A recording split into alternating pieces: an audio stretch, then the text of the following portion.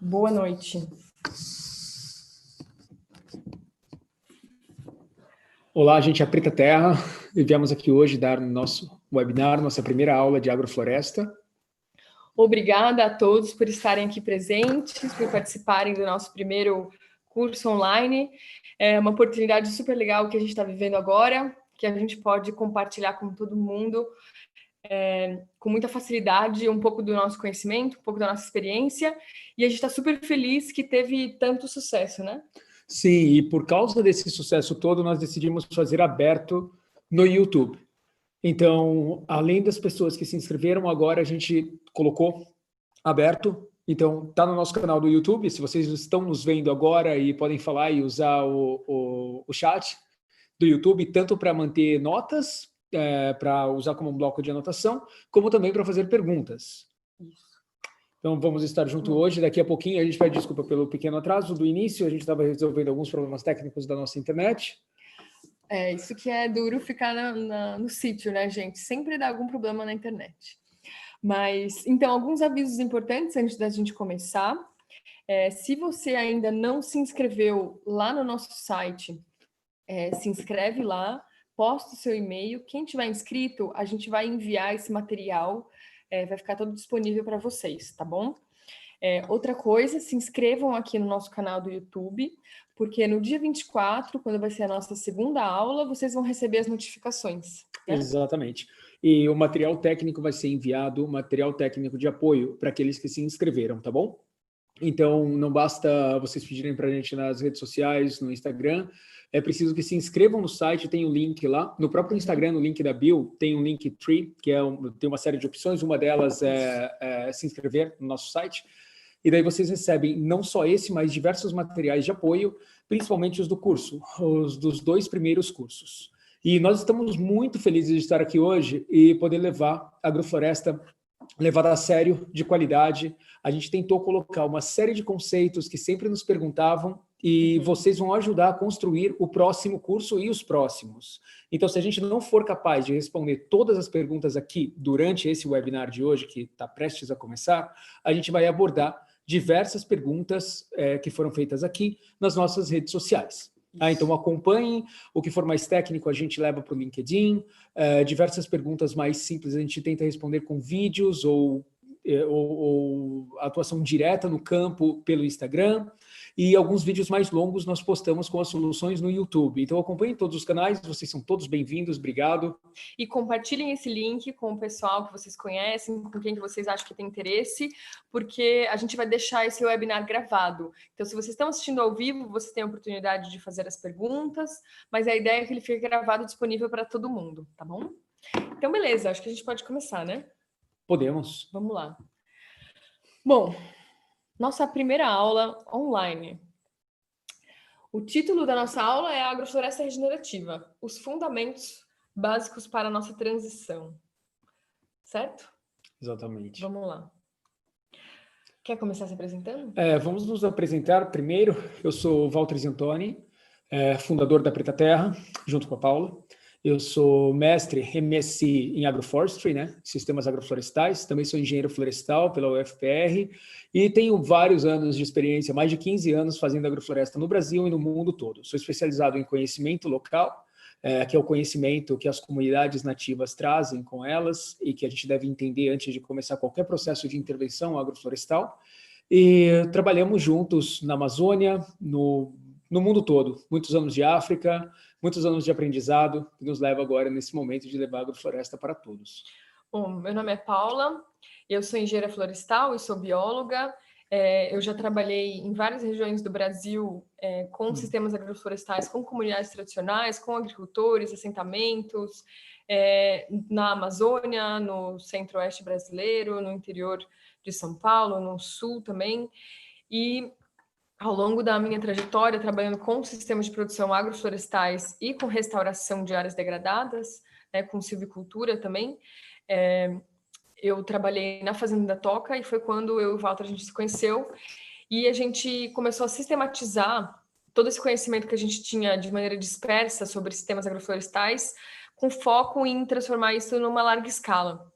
E aí foi na Fazenda da Toca que nós decidimos que a gente precisava disseminar esse conhecimento para mais pessoas, fazer isso ser maior, fazer isso crescer, né? Trazer isso para mais gente, não só em uma iniciativa, mas para muitas outras iniciativas pelo mundo. E aí, por isso que nós começamos a Preta Terra. E essa é a nossa missão agora, né? Exatamente. Opa, é aqui. Muito bem. E o que nós fazemos? A Preta Terra nasce nesse momento, nasce com essa visão de tentar levar a agrofloresta, de tornar a agrofloresta viável para todos em todas as partes. Então, a gente enfrenta diversos desafios agroflorestais no Brasil, no mundo todo, e entende que a agrofloresta tinha que ser levada com mais, com princípios mais formatados, mais sistematizados. Então, nós nascemos como uma consultoria e mentoria técnica em sistemas de produção regenerativo. Nós não fazemos apenas agrofloresta, a gente trabalha com uma série, de disciplinas, de inteligências, de fatores, que juntos criam sistemas regenerativos de produção. Então, a Preta Terra nasce com esse escopo, com essa alma agroflorestal, abraçando diversas metodologias para levar uma agrofloresta para todos em todas as partes. Nós também trabalhamos com formações, workshops, capacitações, mentorias, como a que estamos fazendo aqui hoje, e temos uma frente de conhecimento e soluções, onde a gente trabalha ferramentas, softwares e documentarismo em geral. A ideia, gente, é sempre passar esse conhecimento adiante, né? Capacitar pessoas, formar multiplicadores, para que mais e mais pessoas se sintam empoderadas desse conhecimento, né? Então a gente diz que, como que a gente trabalha, né? O que a gente faz? A gente diz que nós desenvolvemos designs replicáveis de sistemas de produção agroflorestais que sejam regenerativos, ou seja, que melhorem o ambiente onde eles estão inseridos, né? Que façam com que esse ambiente onde eles estão seja melhor, né? E a gente usa dados científicos, né? A gente usa muita ciência, mas a gente também aplica informações empíricas, né? E conhecimentos tradicionais, informações essas que a gente busca junto com os agricultores em campo. E a gente aplica também muitas inovações tecnológicas para construir um novo paradigma produtivo, sustentável, resiliente e duradouro. Certo?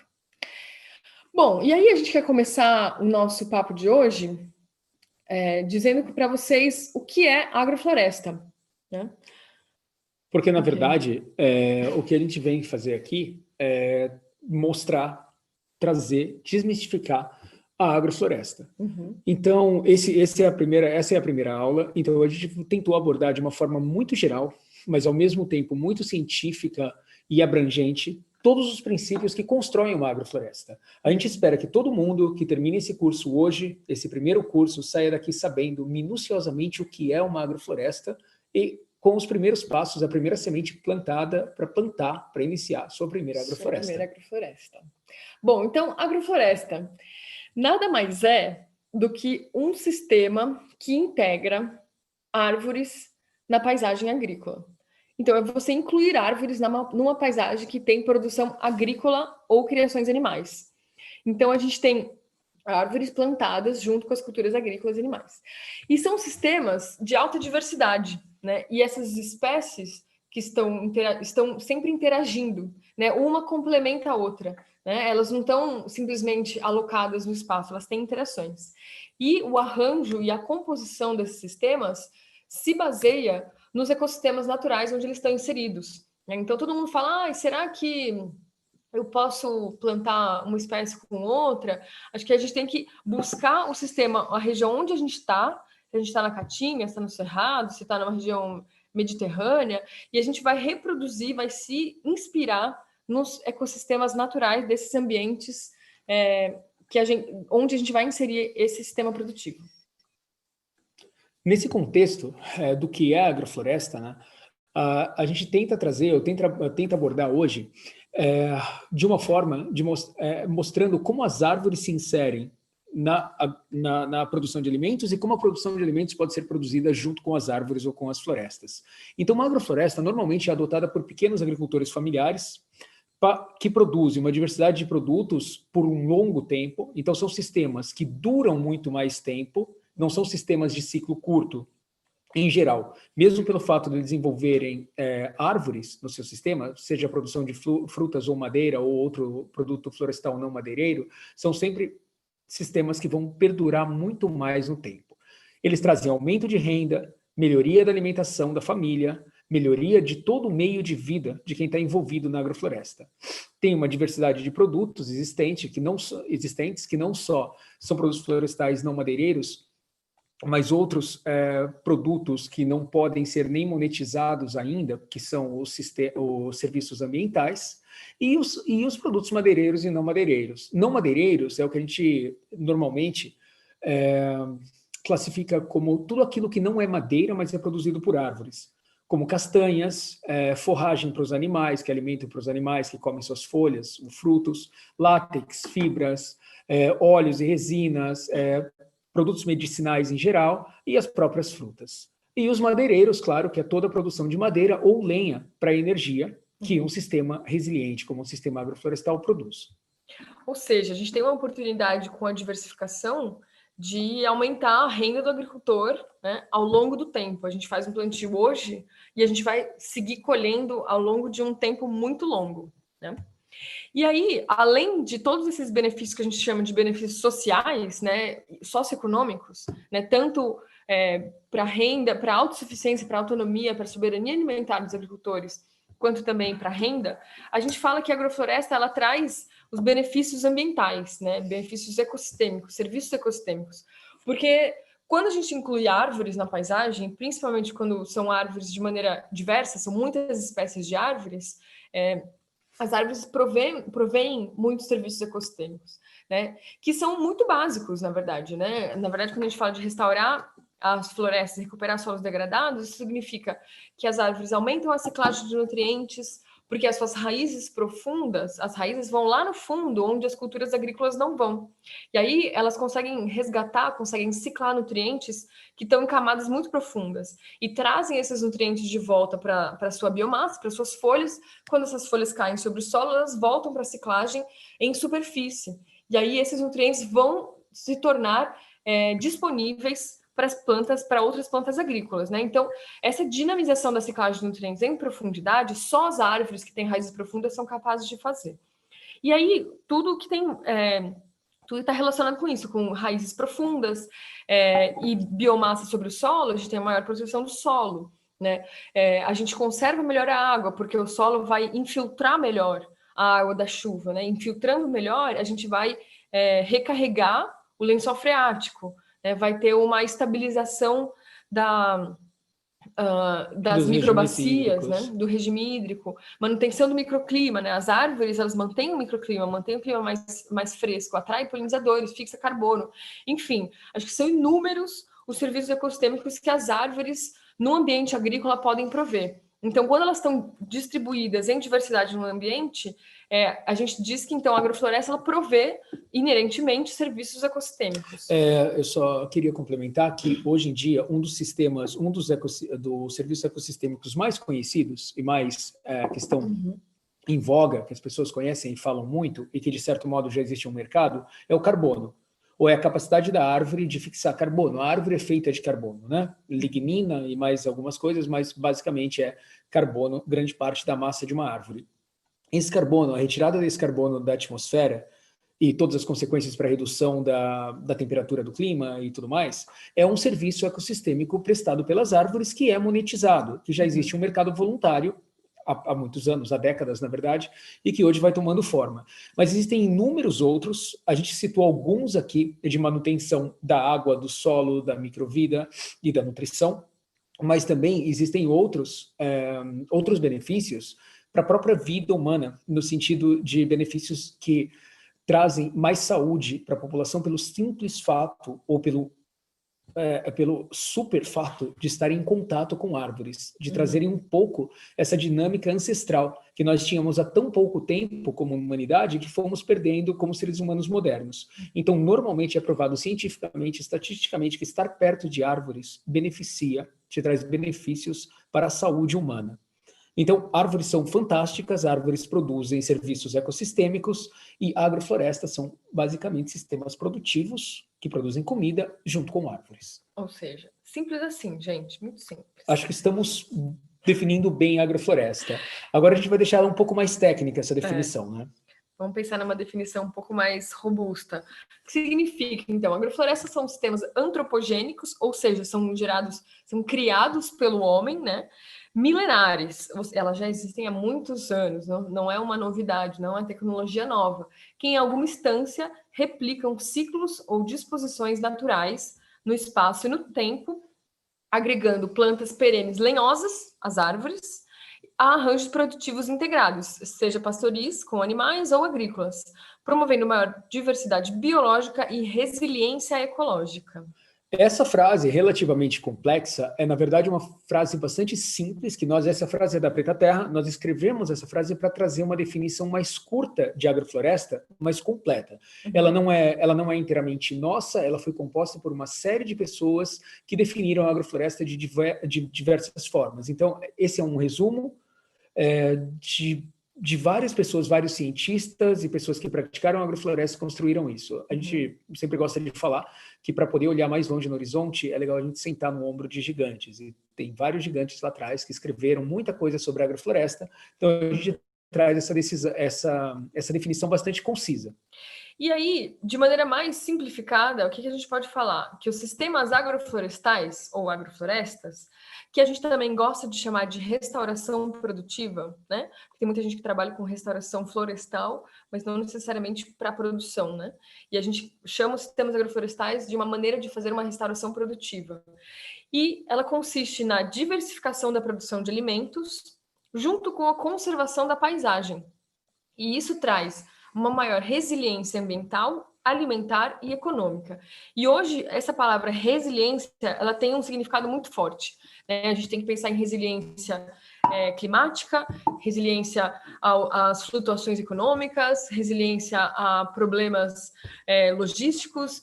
Então, se você tem resiliência dentro do seu sistema produtivo, dentro da sua propriedade, isso é um valor muito grande para um sistema produtivo. Mesmo porque hoje a gente sabe que a agricultura é um investimento de risco. É uma atividade mais difícil de se fazer, né? O clima está cada vez mais instável, os preços flutuam demais. Então, se você tem um sistema produtivo que te traz mais resiliência do que uma monocultura, sem dúvida nenhuma ele vai ser mais interessante.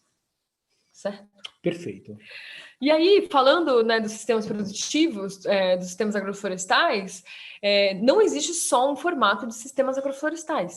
A gente acredita que a melhor forma de poder definir isso para vocês, uma vez apresentado essas resiliências econômica, alimentar e ambiental, que nós falamos dos sistemas, é interessante deixar claro que existem todos os tipos de agrofloresta possíveis. A gente vai apresentar alguns hoje, certo? Isso. Alguns que nós conhecemos, implantamos, estudamos e conhecemos de fato, pusemos os pés lá e vimos ao redor do mundo. Então é por isso que a gente traz esses sistemas de produção integrado. E é para vocês entenderem que a agrofloresta de fato não é uma coisa nova, não é uma coisa que ocorre só no Brasil, e não tem um só formato, ela tem diversos formatos. O formato mais comum que a gente conhece, a agrofloresta, é chamado de Taungia. Taungia, você quer falar um pouquinho desse, que você manja bastante sobre Não, o Taungia, na verdade, é um termo de Mianmar, da atual Birmania. Birmania, né? Atual Mianmar, antiga Birmania. Não, é verdade.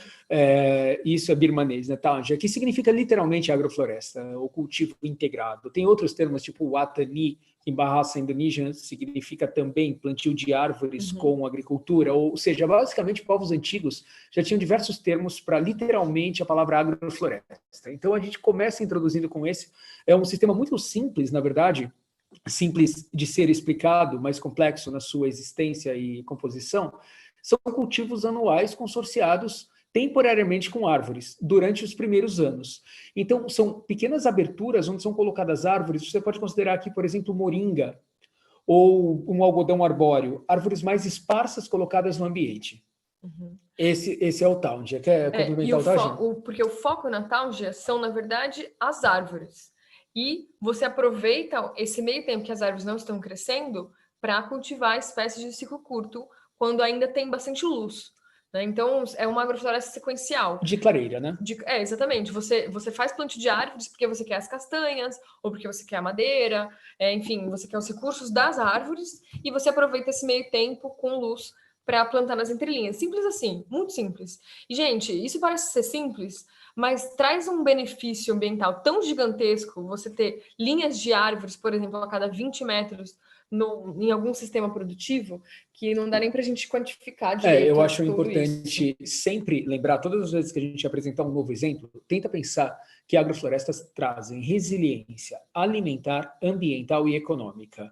Enfatizando o que a gente apresentou ali, alimentar, porque você tem diversidade de alimentos. Econômica, porque se você vende esses alimentos, você não fica dependente de um só. Uhum. E ambiental, por todos os fatores que nós já citamos, e para poder enfrentar mudanças climáticas e uma série de outros problemas que ocorrem hoje, perda de fertilidade do solo, manutenção do clima. Então, sempre que você tiver árvores no sistema, independente do tipo de agrofloresta que a gente estiver falando, ela já traz benefícios inerentes. Vamos passar para a próxima? Bom, o próximo, na verdade, ele é muito parecido, e o nome é bem diferente, e se chama alley cropping, que é, na verdade, cultivo de aleias, né? Em português o pessoal chama de cultivo de aleias. Que são corredores, né? Uhum. E que é exatamente o contrário. Na verdade, o seu foco aqui é os corredores, é a entrelinha. Você quer produzir na entrelinha, espécie de ciclo curto, e aí você planta corredores de árvores, linhas de árvores, porque essas são os que a gente chama de árvores de serviço, elas estão ali para prover um serviço. Então, elas vão ser podadas para gerar biomassa e acelerar a ciclagem de nutrientes, ou elas fazem uma meia sombra que é ideal para aquela cultura de ciclo curto que você colocou lá. Enfim, o alley cropping é o contrário do que é a taugia, né? E uma coisa que define muito o alley cropping é que normalmente os alleys, ou os corredores, ou a entrelinha, ou essa abertura, ou a aleia, né, que o espaço onde são cultivadas as agrícolas, geralmente são mais amplos, são mais largos. Então, as linhas de árvores são mais distantes, muito parecido com o que acontece no ILPF da Embrapa no seu início. No início, quando você começa a produzir as agrícolas e as árvores ainda estão pequenininhas. Então, são sempre aleias muito grandes. Muito bem. Vamos passar? Aí, um dos mais tradicionais sistemas agroflorestais é o que a gente chama de cultivos de derrubada e queimada, né? Ou corte-queima, ou slash and burn, que é uma maneira super rudimentar e super antiga, que já ainda se faz em diversas regiões do mundo, super tradicional. No Brasil, a gente chama de coivara, né? As comunidades tradicionais que vivem do extrativismo, o agroextrativismo na floresta, praticam isso muito. Em Madagascar, ele tem outro nome, chama Tavi. Na Indonésia também é praticada, Indochina, na África, enfim, muitas regiões. E qual que é a lógica? Nesse sistema produtivo, a gente tem a matriz florestal, não é como aqui no Sudeste que a gente está acostumado a ver, é uma matriz enorme de pastagem degradada ou cana. Não, a gente está numa matriz florestal. E quando você está numa matriz florestal, você precisa abrir clareiras na floresta para reiniciar o processo de sucessão natural, para começar novamente. E aí, o que significa isso? Significa que a gente precisa derrubar árvores. E aí, a melhor maneira, se a gente está falando de um sistema que é rudimentar, a melhor maneira de você conseguir manejar isso é com fogo. Então, é isso que a gente chama de derrubada e queimada, e depois você faz o plantio do roçado. E aí, nesse plantio de roçado, você também inclui espécies perenes, né, como cacau, cupuaçu, outros palmitos, castanhas. E aí, você faz a colheita de alguns roçados sucessivos e abandona essa área, né? Você enriqueceu essa área e depois abandona o roçado e parte para uma nova área, para um novo lote, para uma nova clareira. E aí essa área que você abandonou vai crescer e se reestabelecer e fechar a floresta. Então é como uma dinâmica de clareiras da floresta natural que ocorre, porém com derrubada e queimada. A dinâmica da clareira é quando uma árvore cai sozinha, cai por senescência, cai por um raio, cai de forma natural no meio da floresta, uma árvore centenária. Ela abre uma clareira gigantesca e essa dinâmica começa normalmente, aleatoriamente ou de forma natural. Então, quando é praticada, quando a coivara, né, o corte-queima é praticado por grupos humanos que são pequenos ainda e a área é grande o suficiente, é normal que não tenha impacto no ambiente. Tem impacto naquela pequena área, mas até que esse agrupamento humano volte para essa área, passam décadas, centenas de anos. Então, por muitos milhares de anos, essa foi a principal prática praticada por povos originários. Importante só citar que mantém aí, lembra do que é a coivara, do corte queima, porque a gente vai falar logo mais da terra preta de índio e de práticas específicas que os nossos índios brasileiros ainda fazem hoje, que enriquecem o solo, mesmo usando fogo. E Super também importante. a gente vai retomar o que é a coivara hoje com muitas comunidades da Amazônia na nossa segunda aula, no dia 24, quando a gente for contar um case de um projeto real que a gente implantou lá. Bom, próximo, então, são os hortos agroflorestais ou hortas agroflorestais.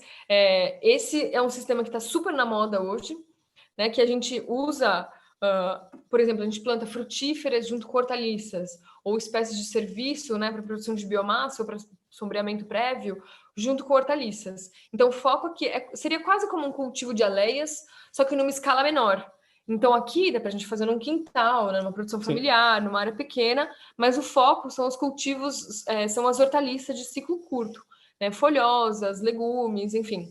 E aí é muito parecido com o cultivo de aleias. Isso está muito difundido hoje, né, no meio da agrofloresta. E muita gente pergunta, qual que é o tamanho possível para uma agrofloresta? Se você vai fazer um horto agroflorestal, uma horta agroflorestal, pode ser minúsculo, pode ser do tamanho de um canteiro, né? Você pode plantar um citrus, um limão, num vaso grande, e no pezinho do limão, enquanto ele ainda não cresce, você colocar umas alfaces junto com umas rúculas, junto com salsinha, enfim, a lógica da agrofloresta é a mesma. A gente vai falar mais tarde de sucessão e estratificação, nós temos outros módulos específicos para explicar a lógica da agrofloresta e como ela funciona. É isso que a Paula colocou, é muito importante. Se você tiver simplesmente um indivíduo arbóreo e plantar ao seu redor espécies que são anteriores da sucessão e outras posteriores que vão vindo depois, e algumas que ocupam espaços diferentes, né, que você tem uma espécie mais rasteira, uma espécie de extrato baixo, junto com outra de extrato emergente, por exemplo, e que ocupam um tipo de arquitetura de copa ou de folha diferente, você consegue encaixar rúculas e alfaces e encaixar cebolinha entre todas elas. Então, a dinâmica da agrofloresta funciona em todo o ambiente, em todo o tamanho. É interessante que a gente está mostrando vários sistemas, mas perceba que aqui, nessa foto, nessa pintura, você vê pequenas árvores e bananeiras com um canteiro de hortaliças no meio. Isso poderia ser chamado de aleia, uma aleia de hortaliças. Então, elas se misturam, a lógica se mistura. Exatamente. E aí tem o que a gente chama de quintais agroflorestais, que é uma coisa que é super comum, Brasil afora, principalmente para agricultores familiares, né? A maioria dos agricultores, se não todos, tem um quintal agroflorestal, tem um local mais biodiverso em volta da casa, que tem os animais soltos, as galinhas soltas, e aí você tem várias frutíferas que te alimentam no dia a dia, né, de subsistência. Então, geralmente são sistemas para subsistência e acabam complementando a renda familiar, caso a família frequente uma feira e venda alguns produtos na feira. Mas, de maneira geral, o foco dos quintais agroflorestais é a subsistência. E eles são biodiversos, né? Eles são complexos, tem muitas espécies medicinais, punks, verduras, frutas, sempre com foco na subsistência familiar. E aí a gente passa para sistemas um pouco mais simplificados, que também tem entrado bastante em voga ultimamente. O primeiro deles são os sistemas agro-silvo-pastoris.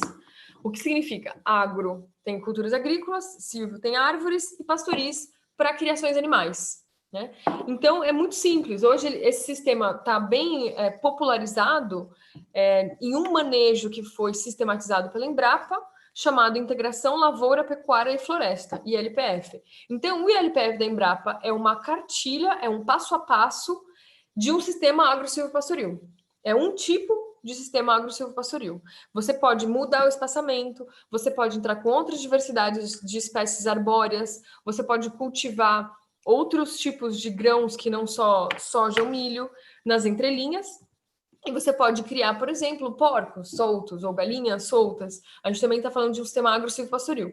O da Embrapa, especificamente, consorcia eucaliptos, gado com a pastagem, claro, e milho ou soja, né, como Claro, grãos. com todas as suas integrações, né, com as árvores ajudando na fixação de nitrogênio e o gado também na reciclagem dos nutrientes, com a sombra melhorando a qualidade de vida dos animais que estão ali presentes, com o uso no tempo de forma inteligente para a produção de espécies agrícolas, e isso pode mudar tanto a composição dessas linhas, a espécie de árvore e o tamanho desses clusters, desses blocos, como nessa foto aqui, por exemplo. Você pode plantar em talhões específicos e não necessariamente deixar o gado entrar dentro desses talhões, ou você pode esperar que cresça as árvores e ter espaçamentos de 30 a 40 metros entre linhas. Então, eles variam muito e esses são sistemas silvopastoris, né? Agro-silvopastoris. E é importante dizer, bom, o próximo é um sistema silvopastoril, ou seja, ele não tem um componente agrícola no início. Simples assim,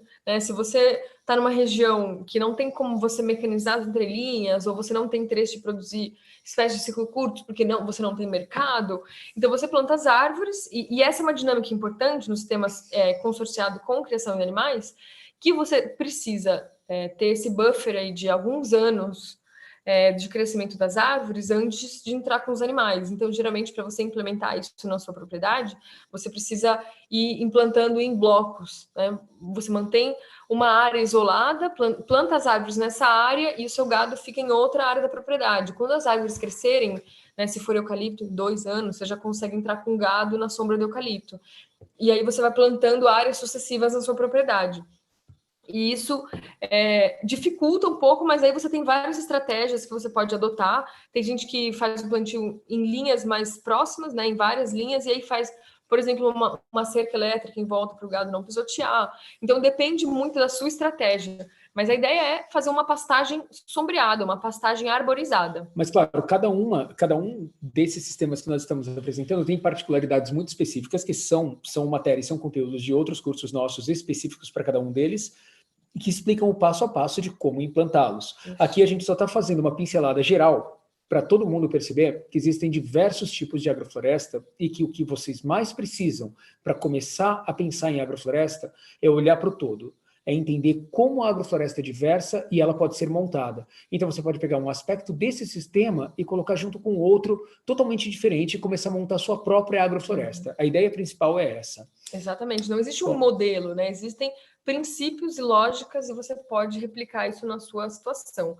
Então, por exemplo, existem lógicas super simples de colocar árvores na paisagem. É o que a gente chama de quebra-vento, né? Então, existem regiões que o vento é muito problemático, porque ele leva toda a umidade embora do seu sistema, né? Quando o vento é muito forte.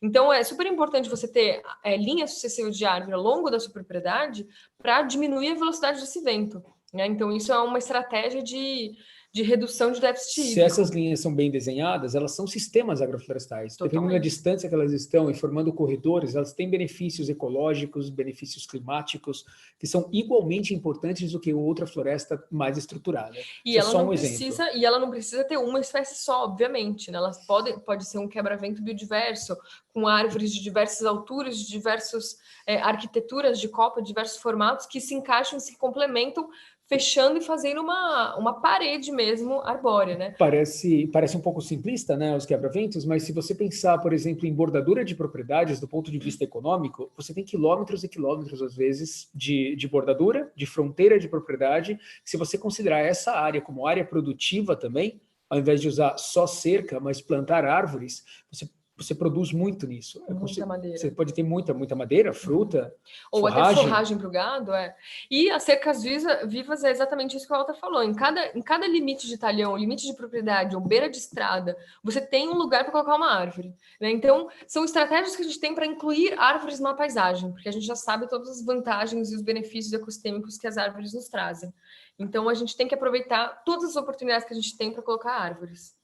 E aí, um sistema agroflorestal que a gente gosta muito, super tradicional, chamado de dessa, na Espanha, ou montado em Portugal. Quer falar um pouquinho dele? A Décio montado é um dos sistemas agroflorestais mais antigos do mundo. E por quê? Né? Porque, na verdade, ele já é a paisagem natural desses países.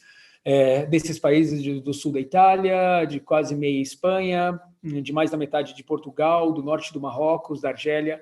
Essa é a paisagem natural lá. por milhares de anos, mas ela não é natural de fato. Ela é antropogênica. Ela foi criada por seres humanos.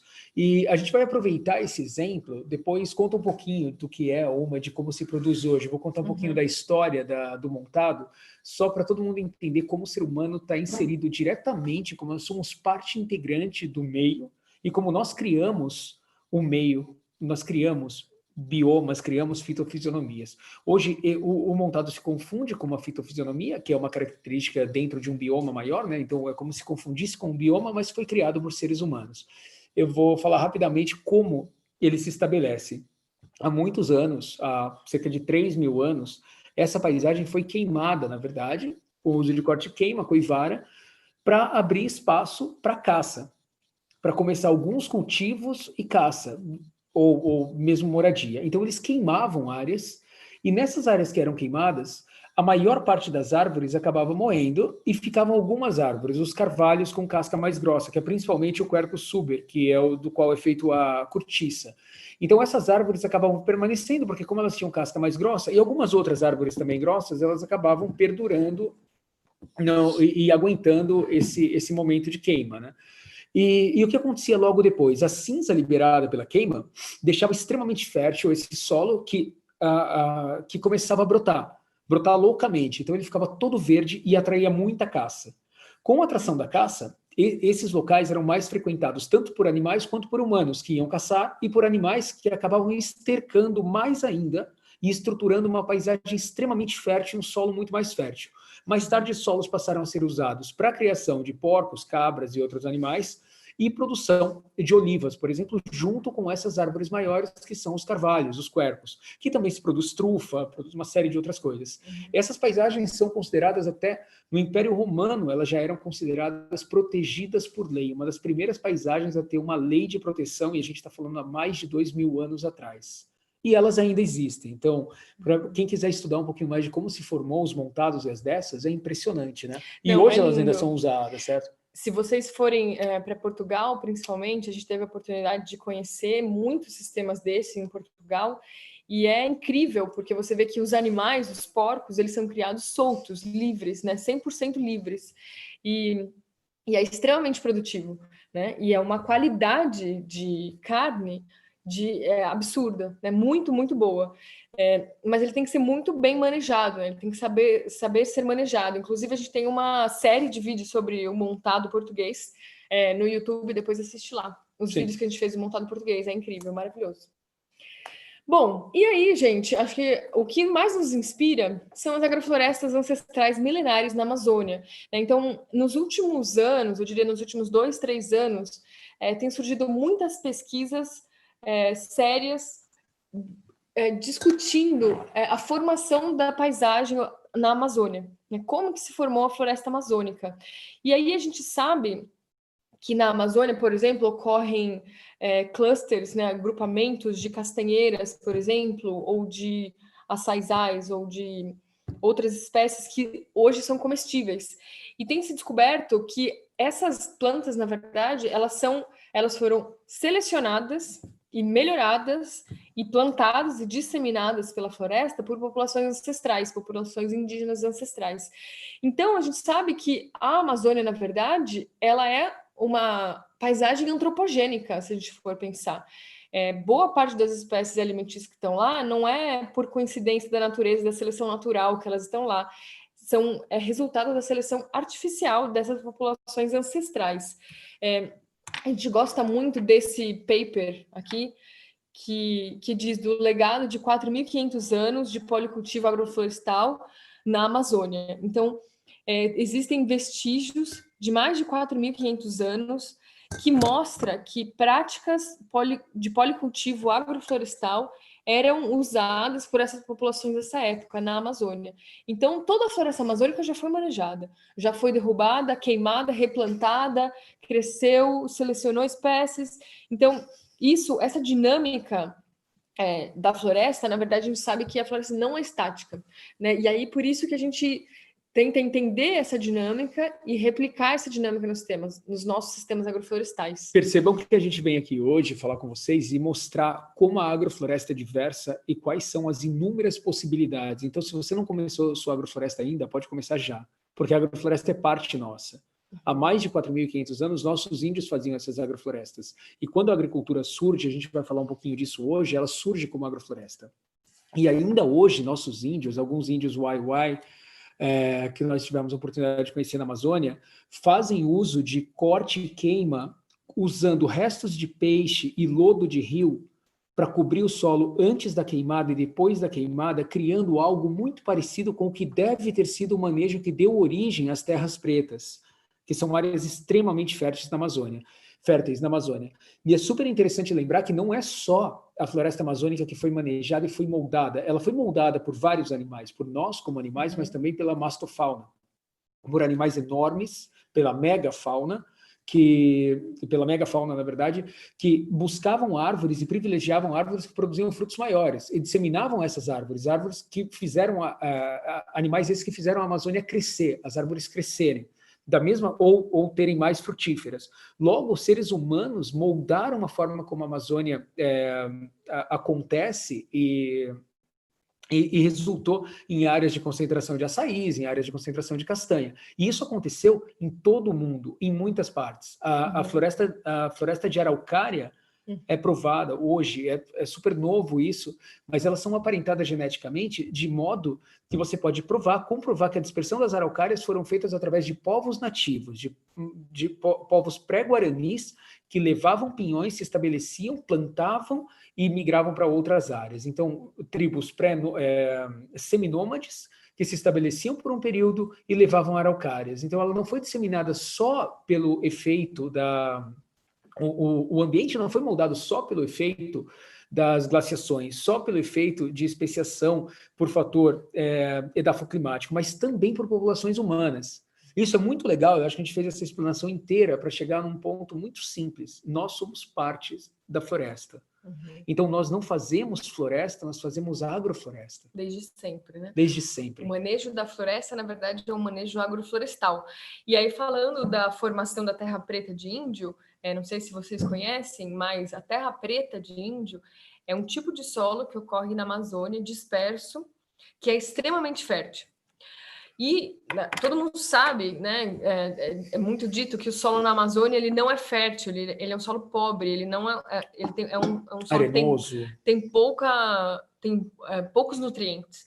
Porém, nessas áreas de terra preta, ele é super, super fértil. E ele é resultado direto do manejo humano. Os seres humanos manejando a floresta, derrubando, queimando, adicionando biomassa por um longo período de tempo, de um processo muito parecido com o que esses índios Wai-Wai fazem e com o que é o corte-queima hoje, resultou na terra preta de índio. Então, nós seres humanos, e na verdade isso é o que inspira a Preta Terra. Por isso que a gente chama Preta Terra. Porque a gente sabe que a terra preta, o ser humano fez isso. O ser humano é capaz de produzir um ambiente, uma paisagem, um solo de melhor qualidade do que de onde ele veio. Ele é capaz de regenerar e produzir ao mesmo tempo. Então a gente chama de Preta Terra porque é isso que a gente quer fazer. É claro que a gente não vai fazer da mesma maneira, a gente está em outro contexto, em outra realidade, mas é totalmente possível, é inerente ao ser humano. Nós somos capazes de manejar a paisagem e transformá-la numa situação melhor do que onde ela estava. E nós já fizemos isso, então nós podemos fazer. Não importa que agora a gente tenha feito um pouco errado, a gente tem perdido a mão como seres humanos, como espécie, e temos alterado tanto a paisagem do planeta de uma forma tão danosa, mas está no nosso DNA, está na nossa capacidade como primatas de distúrbio, como nossos primos e amigos, bonobos, chimpanzés, gorilas, que vivem em harmonia, fazendo clareiras nas florestas, a gente consegue fazer isso de novo. E é nesse caminho que a gente está, é esse renascer de uma nova agricultura regenerativa que a gente traz, busca e tenta entender cada vez mais, se inspirar e trazer soluções, claro, que mesclem agora soluções que sejam também tecnológicas, mas que tragam essas soluções para o nosso planeta em transição. Isso aí.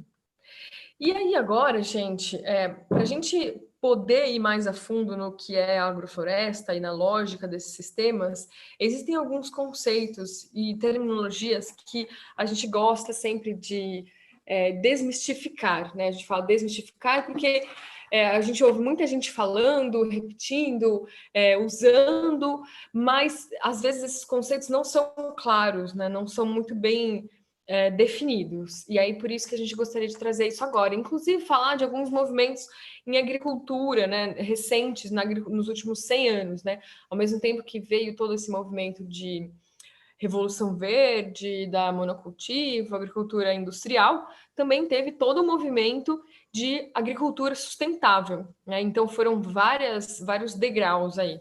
E aí, a gente quer falar um pouquinho disso. Vamos nessa.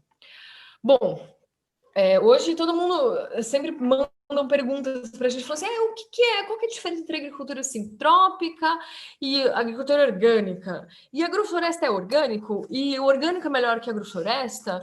E o que é regenerativo e convencional? E o que é agricultura de processos e de insumos? O que é tudo isso, né?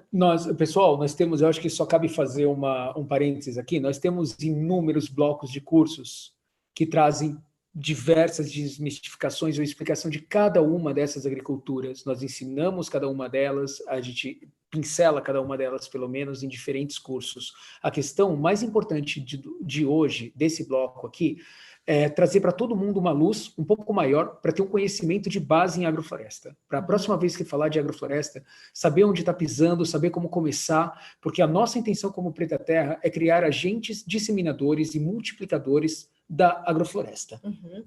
E aí mesmo se você não for plantar uma agrofloresta, mas você é um consumidor, você vai saber ou você vai buscar agricultores que de fato fazem agrofloresta, né? É isso que a gente quer, seja você plantando agrofloresta ou consumindo produtos agroflorestais. E aí um exemplo né, o que a gente quer falar? Primeira coisa, os modelos e movimentos de agricultura recente.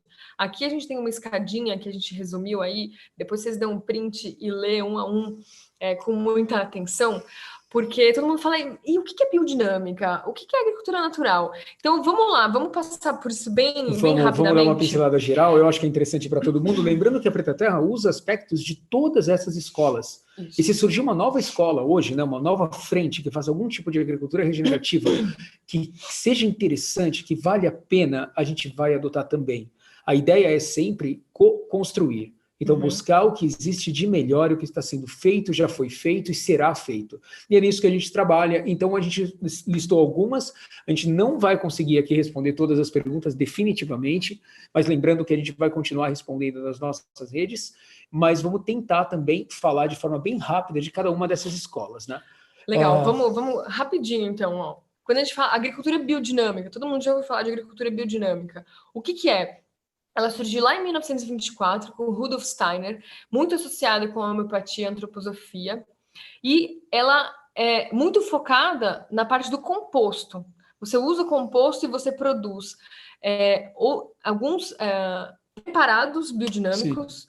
Que são super complexos, então tem várias formulações e usam vários ingredientes que não são muito simples de se encontrar, e ele é muito ligado com as fases da Lua também. Ele é ligado com as fases de todo o sistema solar, na verdade, com a movimentação dos astros em geral. Se mescla muito com a Wicca, com a magia druida antiga, então não que seja magia, mas traz vários aspectos de você aproveitar o orvalho, o sol, a lua, a chuva, a água corrente, a força dos animais, a força de certas plantas que trazem uma egrégora específica, e trazer isso de uma forma energética para dentro do sistema. Nós trabalhamos também com agricultura biodinâmica, conhecemos praticamente todo mundo aqui no Brasil hoje faz agricultura biodinâmica e a gente tem um respeito enorme, uma tradição muito antiga e traz muitos insights. E existe uma certificação, inclusive, para agricultura biodinâmica, Demeter. Né? Da Demeter, exatamente. E aí, no Brasil, ela é muito forte. Em Botucatu, ela começou lá em Botucatu, boa parte das pessoas que começaram isso, se iniciaram isso em Botucatu, e também no Rio Grande do Sul tem bastante gente que faz isso. Vamos falar um pouco da agricultura natural agora. Uhum. A agricultura natural que nasce como Okitioka, né, que é ainda mais praticamente contemporânea, de 1930, ficou muito popularizada com o Fukuoka, que escreveu A Revolução de uma Palha.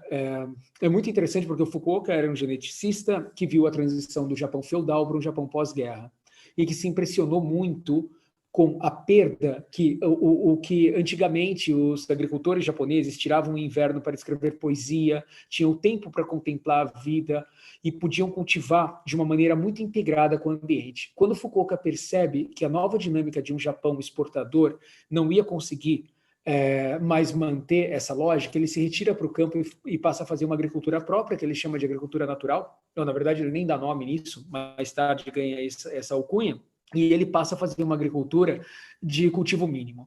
Então, praticamente menos é mais, ele passa a lavrar minimamente o solo, ele, na verdade, lança as sementes e deixa que elas sejam selecionadas e que nasçam uma série mesmo fora de época, tem uma série de conceitos, alguns aplicáveis, outros até duvidosos. Ele também cria essas bolas de semente, né, como sementes peletizadas. Ele faz clusters de bolinha de barro de sementes que ele lança no ambiente, e ele ficou super famoso com essa agricultura, e ele era capaz de produzir de maneira totalmente integrada com a natureza, com o mínimo de trabalho.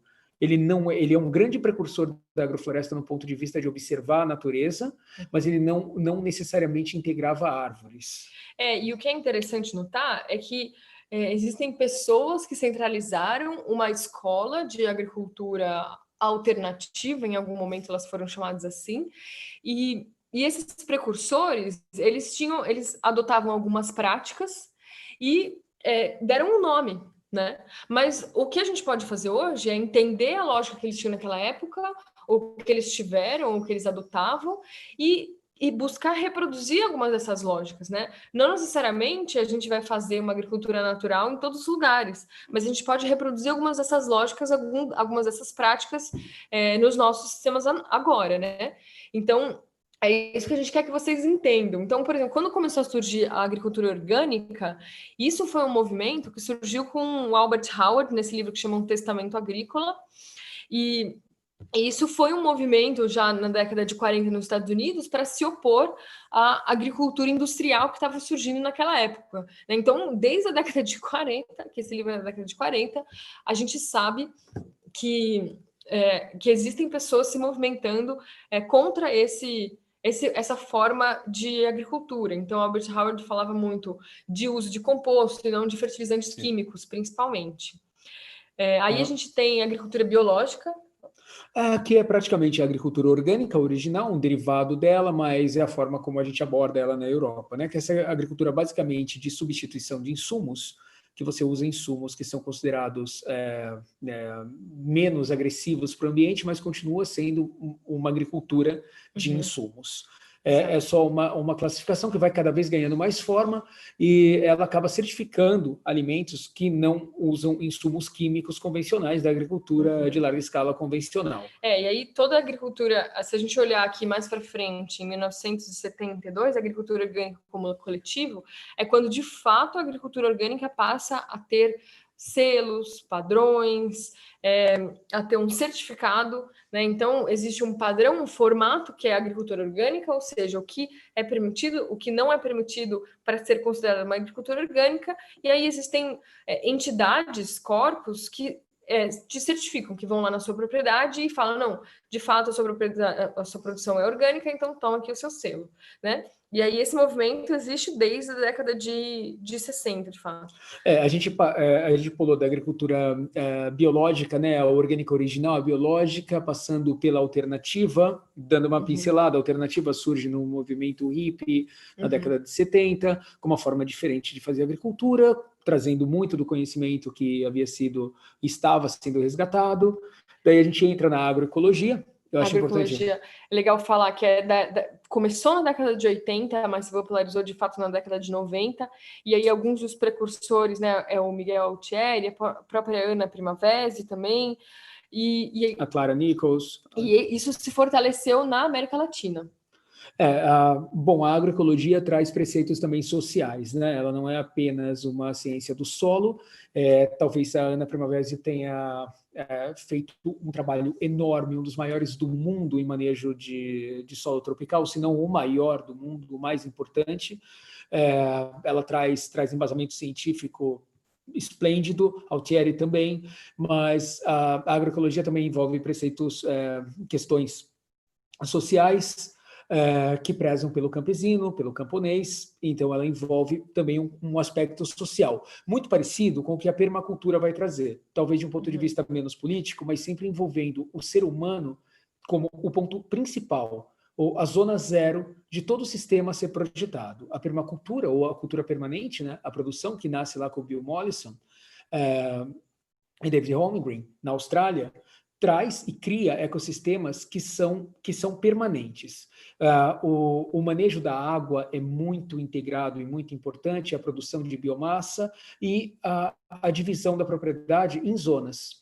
Quer falar um pouquinho e complementar o que são essas zonas? Quando o Walter fala zona 1, por exemplo, seria como a sua casa. E aí você tem que pensar na lógica de manejo de coisas que estão mais próximas de você. Então, tudo que você vai produzir vai estar dentro da sua zona que você vai produzir, que necessita de muito manejo, de muita atenção, vai estar próximo de você. E aí, conforme você não necessita de tanto manejo, esses sistemas vão se afastando. Então, por exemplo, quando a gente fala de horta, a horta vai estar na sua zona 1, porque tem que estar próximo, você tem que irrigar todo dia, você tem que colher e adubar e cuidar todo dia. Agora, se você está falando de um gado de leite, vai estar na sua zona 2, porque você precisa ir todo dia, mas você não precisa olhar a cada momento, você não precisa estar tão próximo. Aí existe a zona 3, a zona 4, onde vai estar, por exemplo, numa área de floresta, que você vai coletar sementes, por exemplo, ou você só vai colher uma árvore de vez em quando, né? Então, a ideia é como círculos concêntricos, ou não necessariamente círculos, né? Mas você planeja a sua propriedade dentro dessa lógica. Nós, como designers agroflorestais, a gente usa muito do conhecimento da permacultura para poder projetar os nossos sistemas. Então, eu acho que o primeiro olhar na hora de fazer um manejo holístico de precisão de uma zona, de uma área, é sempre muito permacultural, para começar a nascer a agrofloresta. É na permacultura que tem esse conceito de design da paisagem, né? A permacultura que tem quase que essa visão de um arquiteto na paisagem. E, gente, nós temos um respeito enorme por todas essas escolas que nós estamos falando hoje. Isso é só uma pincelada básica desse primeiro curso introdutório em agrofloresta e agricultura regenerativa. Aí, na verdade, a gente está falando de agricultura regenerativa e estava faltando esse degrauzinho aí, né? Agricultura regenerativa. A gente tem agricultura sustentável, que foi um termo que foi cunhado lá pela ONU em todas essas conferências, né? E daí ela tenta se diferenciar um pouco do que é a agricultura convencional, porque nessas últimas décadas tem rolado muito essa... A agricultura convencional já não tem mais o mesmo apelo que ela tinha antes pelo público, né? Então, buscar construir um novo termo, um novo formato de agricultura sustentável.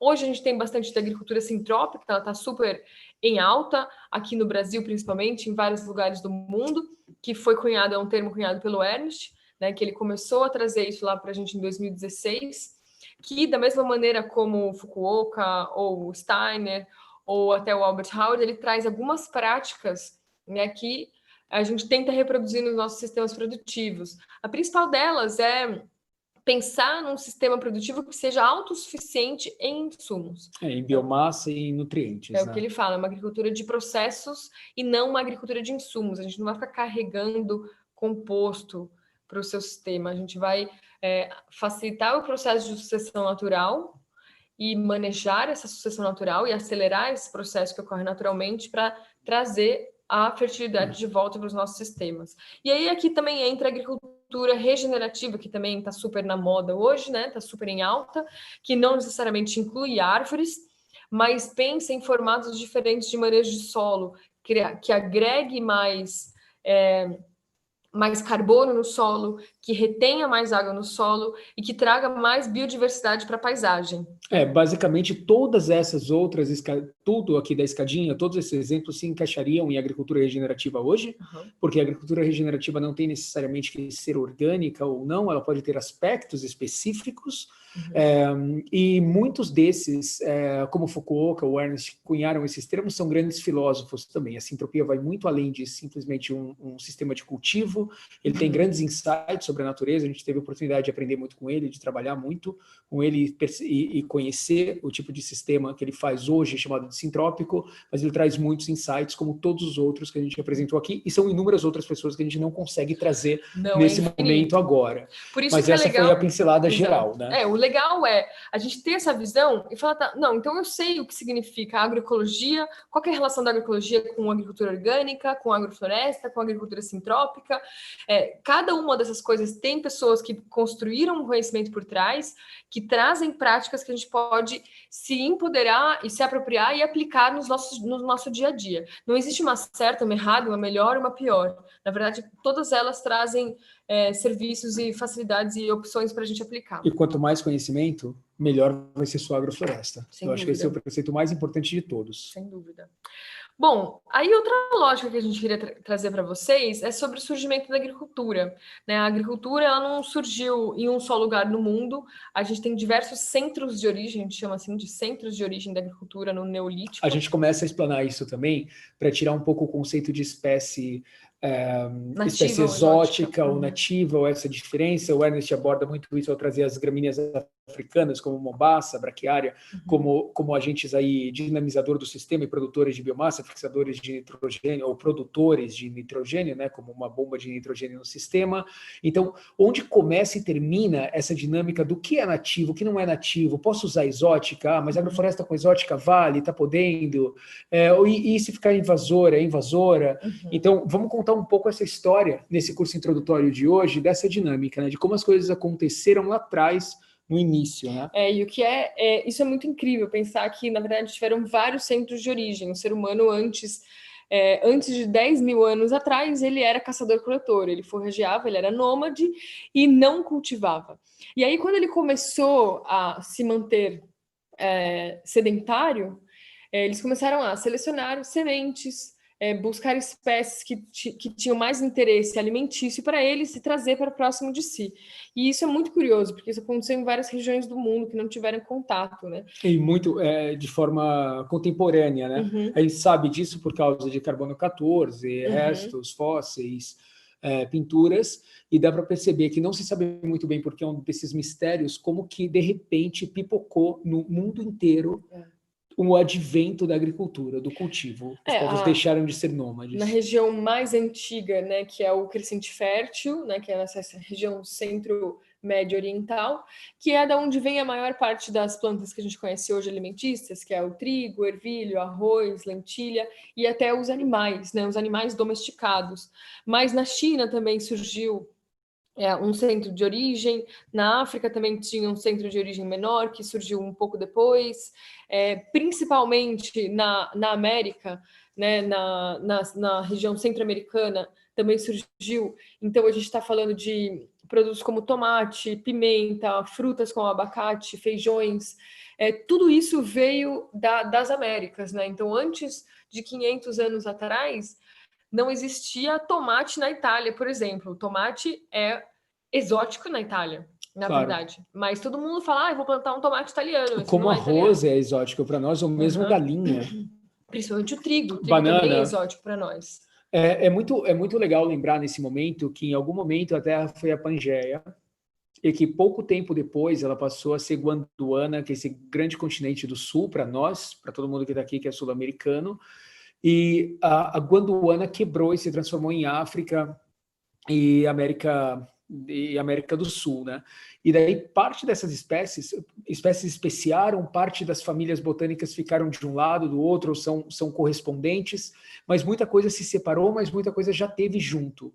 A própria cana-de-açúcar não existia aqui no Brasil, banana não existia, outras espécies como o coco, ela viaja, imagine que a semente do coco é o coco, o próprio coco, e ele está cheio d'água, e ele está cheio da parte branca, né, do endocarpo dele, que é riquíssimo em açúcares e nutrientes e gorduras para poder nutrir a própria semente. Ou seja, basicamente, o que eu quero dizer é o seguinte, um coco cai na praia, a maré sobe, ele é levado pelas ondas, ele pode vagar por vários continentes. Ele pode sair da costa africana e chegar na Austrália sem nenhum problema. E germinar lá.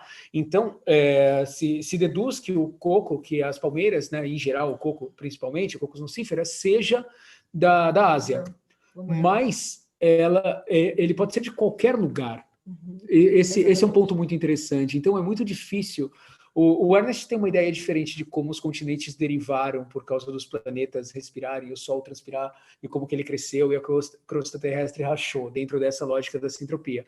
Mas seja de uma forma ou de outra, tudo já esteve junto, tudo estará, e tudo faz parte do todo. E aí o ser humano, na sua expedição, expansão pelo mundo, carregou consigo as espécies alimentícias que para ele eram muito importantes, né? Então a gente olha aqui nesse mapinha, ele é muito legal, né? Porque a gente vê produtos que não existiam aqui, que a gente não faz ideia. Por exemplo, a banana, né? A banana do sul da Ásia, ela não é das Américas, ela nunca foi daqui. Mas a gente vê a banana quase como uma espécie nativa, né? Tem diversas frutas que a gente consome todos os dias que não são nativas daqui. Os citros também, o café também não é daqui.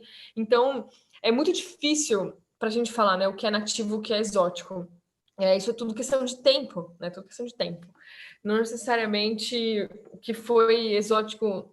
O que é exótico hoje foi exótico no passado, enfim. E nem tudo nós sabemos também, né? Os cachorros são exóticos aqui, mas existem cachorros peruanos e mexicanos que já existiam com os incas e que têm possivelmente uma descendência diferente daquela dos primeiros lobos que cruzaram o Estreito de Bering. Então, tem uma série de diferenças. Vikings chegaram na costa canadense e trocaram certos alimentos antes mesmo da gente saber se eles eram de lá ou não.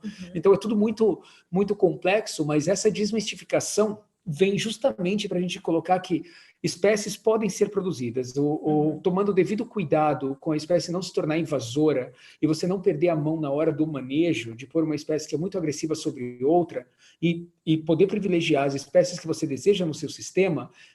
Praticamente toda espécie é uma espécie benéfica dentro do sistema, não existe espécie ruim. Não mesmo. E aí a gente queria falar desse processo de domesticação das espécies, né? Domesticação. Ela ocorreu, claro, com as espécies agrícolas e também com os animais. A gente fala muito de domesticação dos animais, né? A gente conhece muito do cachorro, mas todos os animais que são criados hoje, eles foram domesticados. Eles tinham uma versão, digamos assim, selvagem, e hoje eles têm uma versão domesticada. Aqui um exemplo que a gente coloca, né?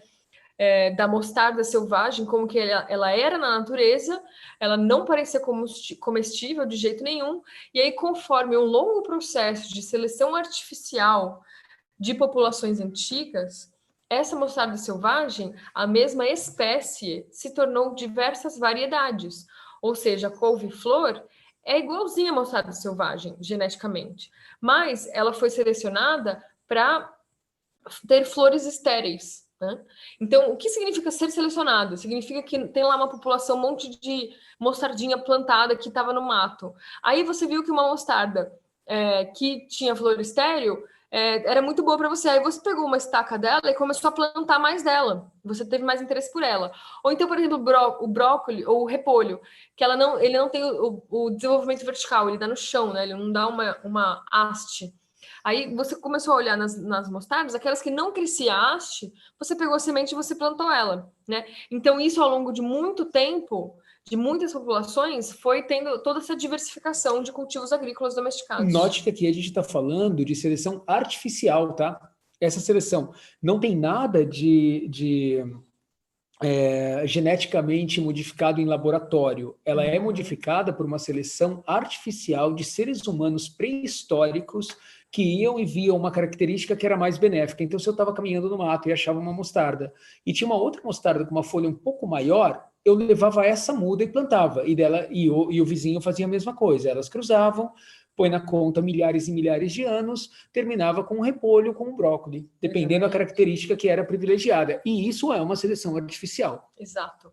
E aí, se a gente pensar nas duas culturas que são super famosas hoje, o milho e o trigo, olha lá em cima, esse risquinho à esquerda é o que a gente chama de teossinte, que é o ancestral selvagem do milho.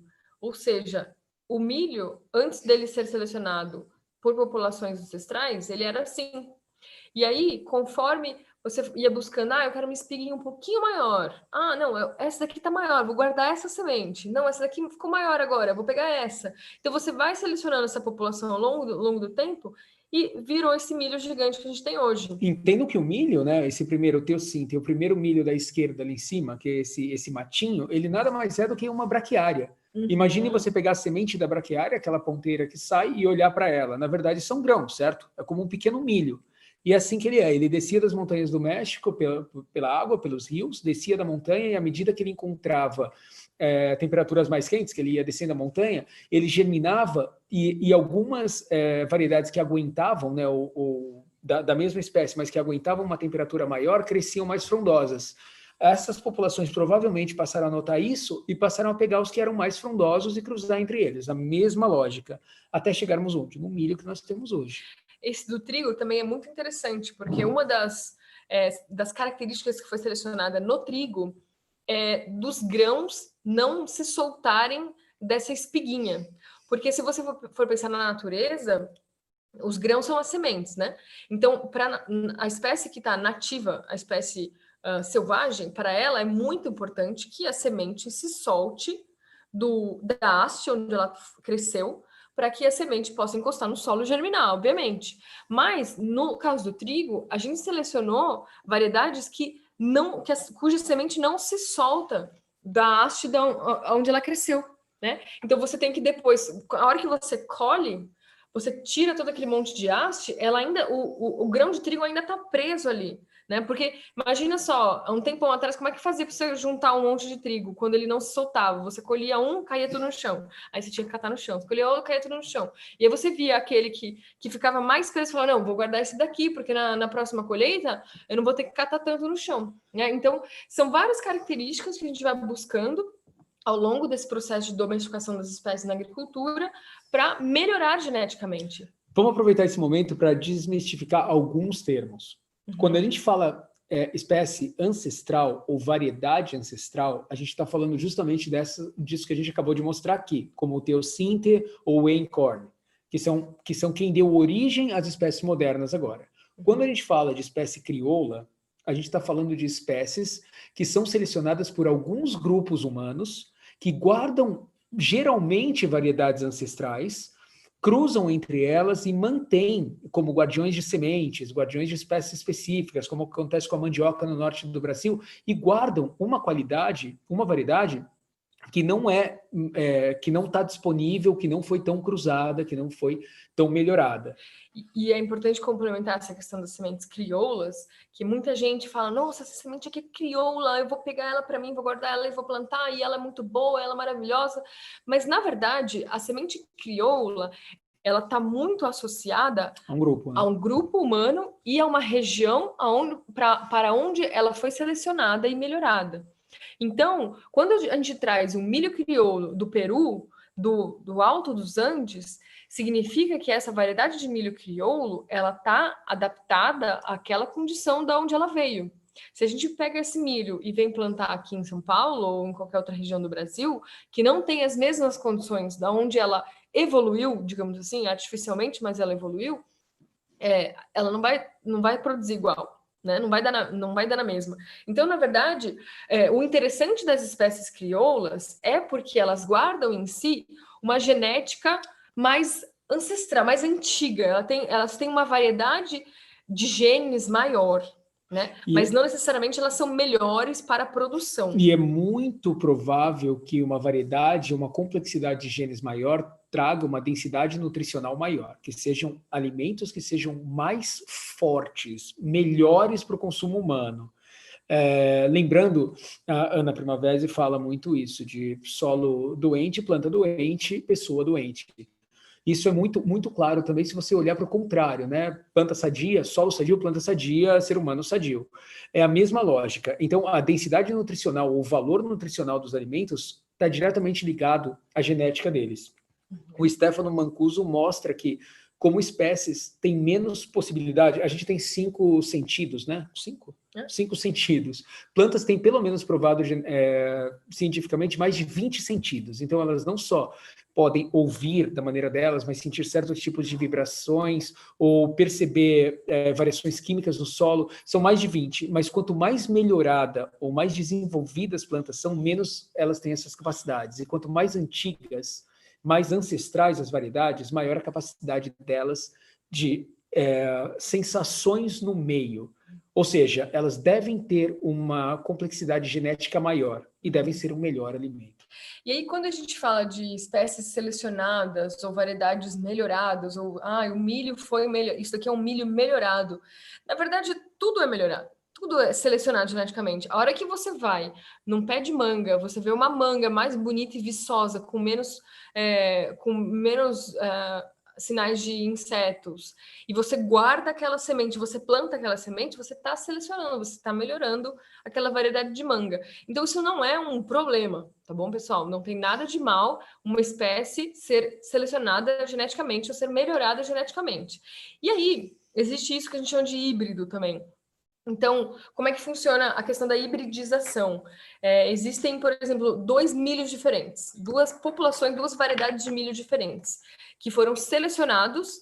Então, um milho foi selecionado para ser muito grandão e um outro milho foi selecionado para não sofrer ataque de uma certa praga, né? Então, são 2 populações, 2 características que foram selecionadas em 2 populações diferentes. E aí, quando você cruza, você pega 2 indivíduos bem representativos dessas 2 populações e cruza eles, ou seja, você pega o pólen de um milho e coloca lá na flor do outro milho. E você cruza eles e forma uma terceira semente de uma outra população, aí você tem o que a gente chama de vigor de híbrido, você hibridizou essas 2 populações. E aí essa próxima população vai apresentar, por exemplo, essas 2 características, as características das 2 populações que cruzaram. Só que quando você vai plantar isso de novo, essa característica se perde, essas 2 características se perdem. Existe toda uma explicação genética para isso, né? É um pouquinho mais complexo, mas existe muitos, por exemplo, muito milho híbrido, né, para a gente plantar por aí. Ou cabotiá híbrido, ou até frutas híbridas, né, abacate híbrido.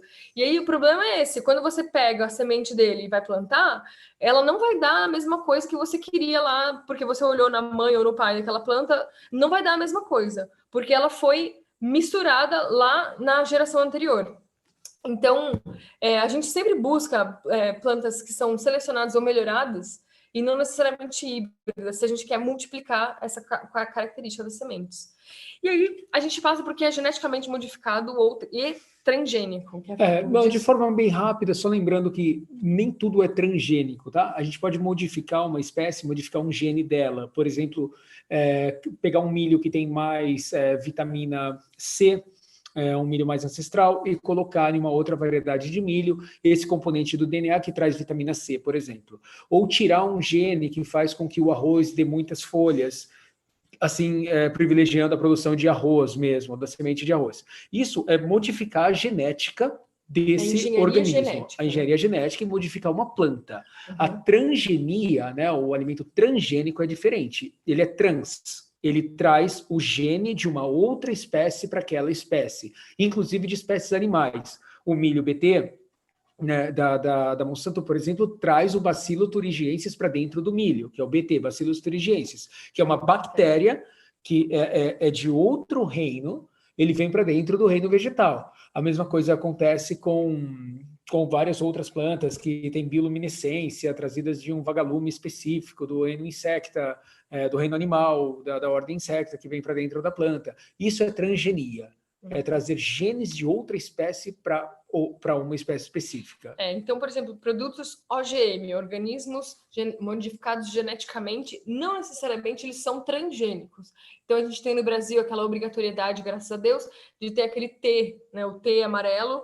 Então, aquilo é transgênico, mas não necessariamente Então ele é um passo além da modificação genética, né? Foi colocado um gene de uma outra espécie lá dentro daquele gene. Então isso tudo é engenharia genética, já o ser humano já passou daquele ponto de simplesmente selecionar e melhorar ou até hibridizar Agora nós para temos fazer engenharia condições e genética. conhecimento de realmente mudar ou mesclar espécies que seriam impossíveis. E isso pode trazer consequências que nós não conhecemos. Eu acho que o principal fator é esse. O que a gente sabe é que espécies mais antigas têm uma nutrição maior, geralmente, né, de forma global, são plantas mais completas, e a gente sabe também que não temos a menor ideia do que pode acontecer com organismos geneticamente modificados ao longo da sua vida no planeta. Gerações. Não só no nosso organismo, digerindo, mas também como eles podem se adaptar ou não no planeta Terra. O grande risco é você ter um único tipo de espécie, um único tipo de variedade sendo plantado massivamente no planeta inteiro, e existia um risco de uma catástrofe ambiental. Isso é só legal você falar isso, porque o problema disso tudo é a massificação genética, é a homogeneização genética. Quando você tem uma população gigantesca de milho, todos os milhos plantados no Brasil tem uma variedade genética minúscula, eles são extremamente suscetíveis a pragas ou doenças. Né? Então, se der uma praga, todos eles vão morrer. Pode ser que a praga não exista ainda, mas de repente surge uma praga, como surgiu o vírus, o Covid-19, por exemplo, e essa praga é uma praga do milho. Como se os milhos forem diversos, parte deles vão sucumbir, vão morrer, e parte deles vão sobreviver, mesmo que seja uma parte pequena. Mas se todos eles forem exatamente iguais, é muito provável que a gente perca todo o milho que existe. Por isso que diversidade é tão importante. Diversidade traz resiliência. Muito bem. E aí, esse que é o problema do nosso sistema agroalimentar moderno. Então, não é só o sistema agrícola, é o sistema agroalimentar, porque o sistema agrícola, ele é intrinsecamente conectado com a nossa alimentação. Então... Não, sim, exato. Eu acho que traz diretamente o ponto que nós estávamos, né? O que aconteceu com a nossa diversidade? A gente falou tanto de milho e trigo, né? Acabou de falar, para chegar onde? A gente tem mais de 250 mil plantas conhecidas. Na verdade, todos os dias se descobrem novas espécies vegetais. Então, tipo, tem espécies vegetais aí, muitas, várias. Pelo menos 30 mil são comestíveis, se nós não quisermos apelar e cozinhar, ou tostar, ou desidratar, senão a gente come boa parte das outras também. 7 mil são utilizadas como alimento de fato no mundo inteiro, e 120 são cultivadas atualmente, sem falar de punks, sem falar de plantas alternativas, literalmente plantas que são comestíveis e mainstream. E 9 dessas plantas apenas 9 provém 75% da alimentação humana. Então, fica tão afunilado as plantas que a gente tem para alimentação humana hoje, que chega ao nível de apenas 3 delas, que são justamente o trigo, a soja e o milho, proverem 50% da alimentação humana. E a alimentação, né, gente? A gente sabe que não é uma alimentação de tão boa qualidade. Imagine que o arroz está lá também, a gente está falando basicamente de uma alimentação de carboidratos, que é produzida a partir de petróleo, numa agricultura de insumos. E de ciclos anuais, de ciclo curto, não de espécies perenes. E o que acontece com o ambiente frente a isso? Mais de 80%, né, desses mais de 1,5 bilhões de hectares estão sob monocultivo hoje. Então, qual é o problema? Ele não é só ambiental, ele é humano. Ele nos coloca, mais do que o ambiente, ele nos coloca em risco. Porque no caso de uma praga global, a gente pode ficar sem comida, a gente pode ter uma perda de soberania alimentar global. Esse é o grande risco, na verdade, das monoculturas, né? E é isso. De novo, diversidade é o que traz resiliência. A gente está exatamente nessa contramão. Se a gente quer resiliência, a gente precisa repensar os nossos sistemas agroalimentares. E por isso que é esse o nosso trabalho. Como que a gente faz para fazer agrofloresta em larga escala? Um sistema diverso, com árvores, em larga escala, para substituir os modelos agrícolas em monocultivo, em latifúndio que a gente tem hoje. Primeiro, né, a gente começa aqui, cada um fazendo a sua agrofloresta, entendendo de agrofloresta, conversando sobre agrofloresta e buscando alimentos de verdade. Mas daí a gente também precisa mudar o monocultivo, né? E quais são esses grandes desafios? Primeiro, o que a gente precisa saber, o que a gente precisa fazer para que um sistema agroflorestal, para que um sistema produtivo agroflorestal seja viável em larga escala, para que ele ocorra em larga escala. Como que a gente faz uma produção agroflorestal em larga escala? Primeiro, a gente tem que desenvolver um um planejamento que seja viável, tanto tecnicamente quanto economicamente. Não é para a gente ficar inventando muita moda se a gente ainda não testou aquilo ali. Então, ele tem que ser um modelo viável. Segundo, ele tem que estar sistematizado. Todo o design, a lógica, né, o arranjo, as operações, né, a mão de obra, os inputs, ou seja, os insumos e mudas, e os outputs, ou seja, os produtos que saem disso, eles têm que estar muito bem sistematizados e planejados e organizados. E toda essa organização, ela tem que ser extrapolável para uma área maior. Eu faço um planejamento para uma área pequena, mas ele pode crescer para uma área grande, é só eu multiplicar. E tem que ser um planejamento que seja modular, né? Então, a gente faz um desenho ou todo um planejamento modular por módulo, por área, por exemplo, por um hectare, para que ele seja replicável, para ele crescer, certo? Sim, pode passar. Tá. É interessante dizer que esse tipo de abordagem da modularidade, replicabilidade, elasticidade, que a gente vai falar logo mais, eles vêm justamente para endereçar os desafios para essa expansão dessa agrofloresta. Porque o que a gente quer, o verdadeiro impacto, ele tem que ser distribuído, ele tem que ser um impacto na paisagem. Então, se a gente quiser fazer diferente, a gente vai precisar levar a agrofloresta para todos, em todas as partes. Então, o que é hoje os principais desafios, né? Quais são esses desafios da agrofloresta? A diversidade. Né, a dificuldade da gestão. A gente não está acostumado a gerir a diversidade. A gente gere sistemas simples. Quando os sistemas se tornam complexos, existe essa dificuldade. Disponibilidade de insumo e propágulo. Quando a gente precisa comprar, propágulos são todo tipo de muda-sementes e estacas. Né? Então, quando a gente precisa desses insumos específicos, né? Um pó de rocha, uma biomassa específica. Sementes de glicídia, por exemplo. Todo mundo fala, adubação verde em geral. Mas não existe semente de glicídia. A gente não consegue achar esses insumos ainda em larga escala. Inclusive, é uma oportunidade de negócios produzir insumos, viverizar para a agrofloresta. Isso é o que a gente chama de supply chain, a cadeia de suprimentos da agrofloresta, né? A cadeia das agroflorestas. Como é que a gente não consegue fazer isso tão larga escala em certas regiões porque você não tem insumos disponíveis, muito menos sementes. Você fala, eu vou fazer aí um plantio de jatobá, mas, gente, não é tão fácil assim achar semente de jatobá, né? O planejamento dos custos também, né? E a prognose de produção, que a prognose, na verdade, é a estimativa de quanto vai produzir, tanto em quantidade, né? Quantos tomates vão produzir, quantas castanhas do Pará vão produzir, quantos quilos de banana.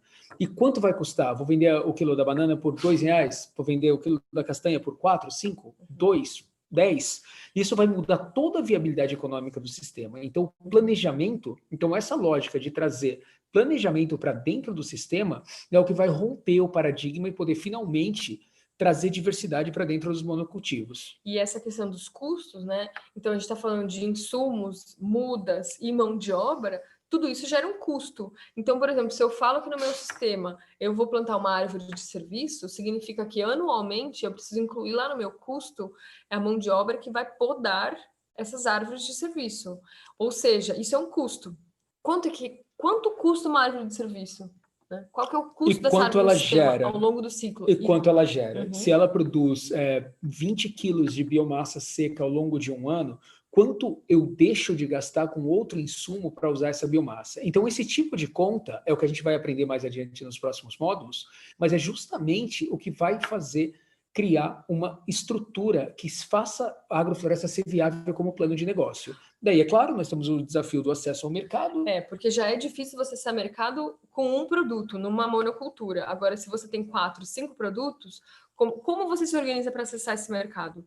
Né? Cada um é numa época do ano, cada um tem uma logística diferente, tem padrões de mercado diferentes que você precisa pensar em armazenamento, em embalagem, enfim, é muito complicado. Isso também é um grande passo para o agricultor que quer diversificar sua produção. Mas nós estamos fazendo a nossa parte aqui hoje, cada vez a consciência cresce mais, né? E todo mundo entende que os produtos da agrofloresta são produtos melhores, são produtos que valem a pena ser adquiridos. E quanto mais a gente rompe o caminho do meio, quanto mais a gente encurta o caminho e rompe os mediadores e compra diretamente de um produtor, a gente está fazendo esse acesso ao mercado se viabilizar. Daí a gente se depara um manejo de maquinário, que o manejo dessas espécies, seja poda, seja no sistema de colheita diferenciado, está diretamente ligado ao maquinário. Os maquinários não estão desenhados, existe coisa sendo feita há muitos anos, mas na verdade nós temos indústrias fazendo maquinário agrícola e maquinário florestal. O maquinário agroflorestal, ele ainda não existe bem desenhado. Ele ainda é muito simplista nesse mundo agroflorestal. Então, outra ponta do desafio é desenhar maquinários viáveis e econômicos para a agrofloresta. E, por fim, a assistência técnica capacitada, ou seja, pessoas que têm essa visão, que conseguem resolver tudo isso, né? A maioria dos técnicos, eles são formados em agricultura convencional e monocultivo, né? Então, ainda tem muito trabalho para a gente fazer para divulgar isso para os técnicos, né? Para que eles possam levar esse conhecimento para os agricultores. É isso que nós fazemos hoje, é uma das frentes principais da Preta Terra, que é justamente formar agentes disseminadores e replicadores, né, multiplicadores de agroflorestas, que tenham essa capacidade técnica toda. E aí a gente traz um pouco de como que a gente tem superado esses desafios, né? Como que nós, como Preta Terra, qual é a nossa estratégia? O que a gente tem feito? A gente criou uma metodologia, um algoritmo, digamos assim, uma lógica de sistematização e planejamento de sistemas inteligentes. E aí a gente tem esses 4 temas que a gente fala, né? Modularidade, replicabilidade, elasticidade e aderência. Se a gente pensar na modularidade, é o que vai garantir que o sistema seja replicável. Então, a gente sempre desenha o sistema, planeja para um módulo. Esse módulo pode ser 1 hectare ou pode ser uma fração de 1 hectare. Pode ser a área que você tiver disponível. Então, a agrofloresta não tem tamanho, ela tem que ser criada. E se um módulo é bem desenhado em todos os seus fatores, ele pode ser replicado. Então, você desenha um primeiro módulo de 1 hectare e você faz o segundo hectare, o terceiro ou centenas de hectares com a mesma lógica, desde que você estiver na mesma zona, não tiver alterações climáticas ou edafoclimáticas. A elasticidade é a capacidade que a gente coloca no sistema, e tudo isso é tema de um curso próprio para ensinar como criar elasticidade no sistema, quando você pode levar e aumentar a aderência dele, ou seja, que diferentes agricultores ou investidores, ou plantadores, ou agrofloresteiros possam fazer isso mudando determinada espécie. Então, a gente trabalha muito com o nicho funcional de cada espécie e a arquitetura da planta dentro do sistema. Então, uma mesma espécie, que na Amazônia pode ser a suma-uma ou a castanheira, ela pode ser substituída dentro de um sistema muito correlato no Rio Grande do Sul, por exemplo, pela araucária. Então, trazendo essa lógica da elasticidade, de trocar espécies como em um tabuleiro de xadrez, a gente cria uma aderência maior para o sistema agroflorestal poder passar para diferentes pessoas, sistemas, realidades, meios, objetivos. E é isso. E aí isso significa o quê? Que para ser viável, a gente precisa planejar um design agroflorestal. E esse design, ele não é pré-desenhado, ele não é pré-modelado, não ele são tem receitas. Que ser desenhado para cada contexto, ou para cada macro-região no mínimo, ou para cada cultivo agrícola que se pretende usar. A gente precisa fazer um desenho agroflorestal. Assim como existe o design permacultural da paisagem, existe o design ou agroflorestal. Design arquitetônico. E depois de tantos anos trabalhando no Brasil e no mundo todo com agrofloresta, a Preta Terra hoje decide criar esses agentes multiplicadores. Pessoas capazes de fazer designs agroflorestais como nós fazemos, porque essa é a única forma de a gente levar a agrofloresta adiante e fazer a agrofloresta chegar para todos em todas as partes. E esse é o tema da nossa próxima aula. A nossa próxima aula vai ser justamente como desenhar um design agroflorestal, como criar a sua própria agrofloresta com um case real. E a gente vai trazer, então, esse case que a gente desenvolveu na Amazônia, né, para a gente mostrar esse passo a passo que a gente adota, para vocês entenderem melhor. E aí, vamos passar para as questões, para as dúvidas? Então, a gente gostaria de agradecer a todo mundo que estava aqui presente hoje nessa aula. Foi uma pincelada geral sobre a agrofloresta. Não percam a próxima, que dia? Dia 24. Dia 24, no mesmo horário, a gente vai fazer. Se inscrevam no site, é muito importante se inscreverem aqui no YouTube também, tá? No canal da Preta Terra no YouTube. Não se esqueçam de se inscrever aqui e se inscrevam no nosso site. Vocês vão receber o material de apoio. Isso, para receber esse material, tem que se inscrever lá no site, deixa o seu e-mail que a gente manda para vocês. Todo mundo que já se inscreveu vai receber esse material completo que vocês viram aqui hoje. Se não deu tempo de dar print, copiar, tirar foto, vocês vão receber o material inteiro no e-mail de vocês. E vai ficar aberto no YouTube também, essa palestra gravada, se Deus quiser. Muito importante se inscrever aqui no nosso canal do YouTube. Para receber a sinalização da próxima videoaula. Vamos abrir para as perguntas. A gente vai chamar a Gabi. A Gabi, Gabriela, que é nossa estagiária, tem trabalhado conosco, aprendido muito a agrofloresta, ajudado a gente em vários projetos. E ela vai agora trazer algumas das perguntas. A gente vai fazer 10 minutinhos, rapidinho, porque a gente já estendeu bastante do respondendo tempo. algumas perguntas. Vamos lá, Gabi. Diga lá, Gabi. Oi, boa noite. Acordada? Então temos já muitas perguntas muito interessantes aqui. Ixi, E a acho que primeira sim. é do... Peraí, Gabi. Verdade. Peraí. Calma. A gente vai chamar a Gabi. A Gabi que ela vai agora trazer algumas das perguntas. Está funcionando? Me ouvem?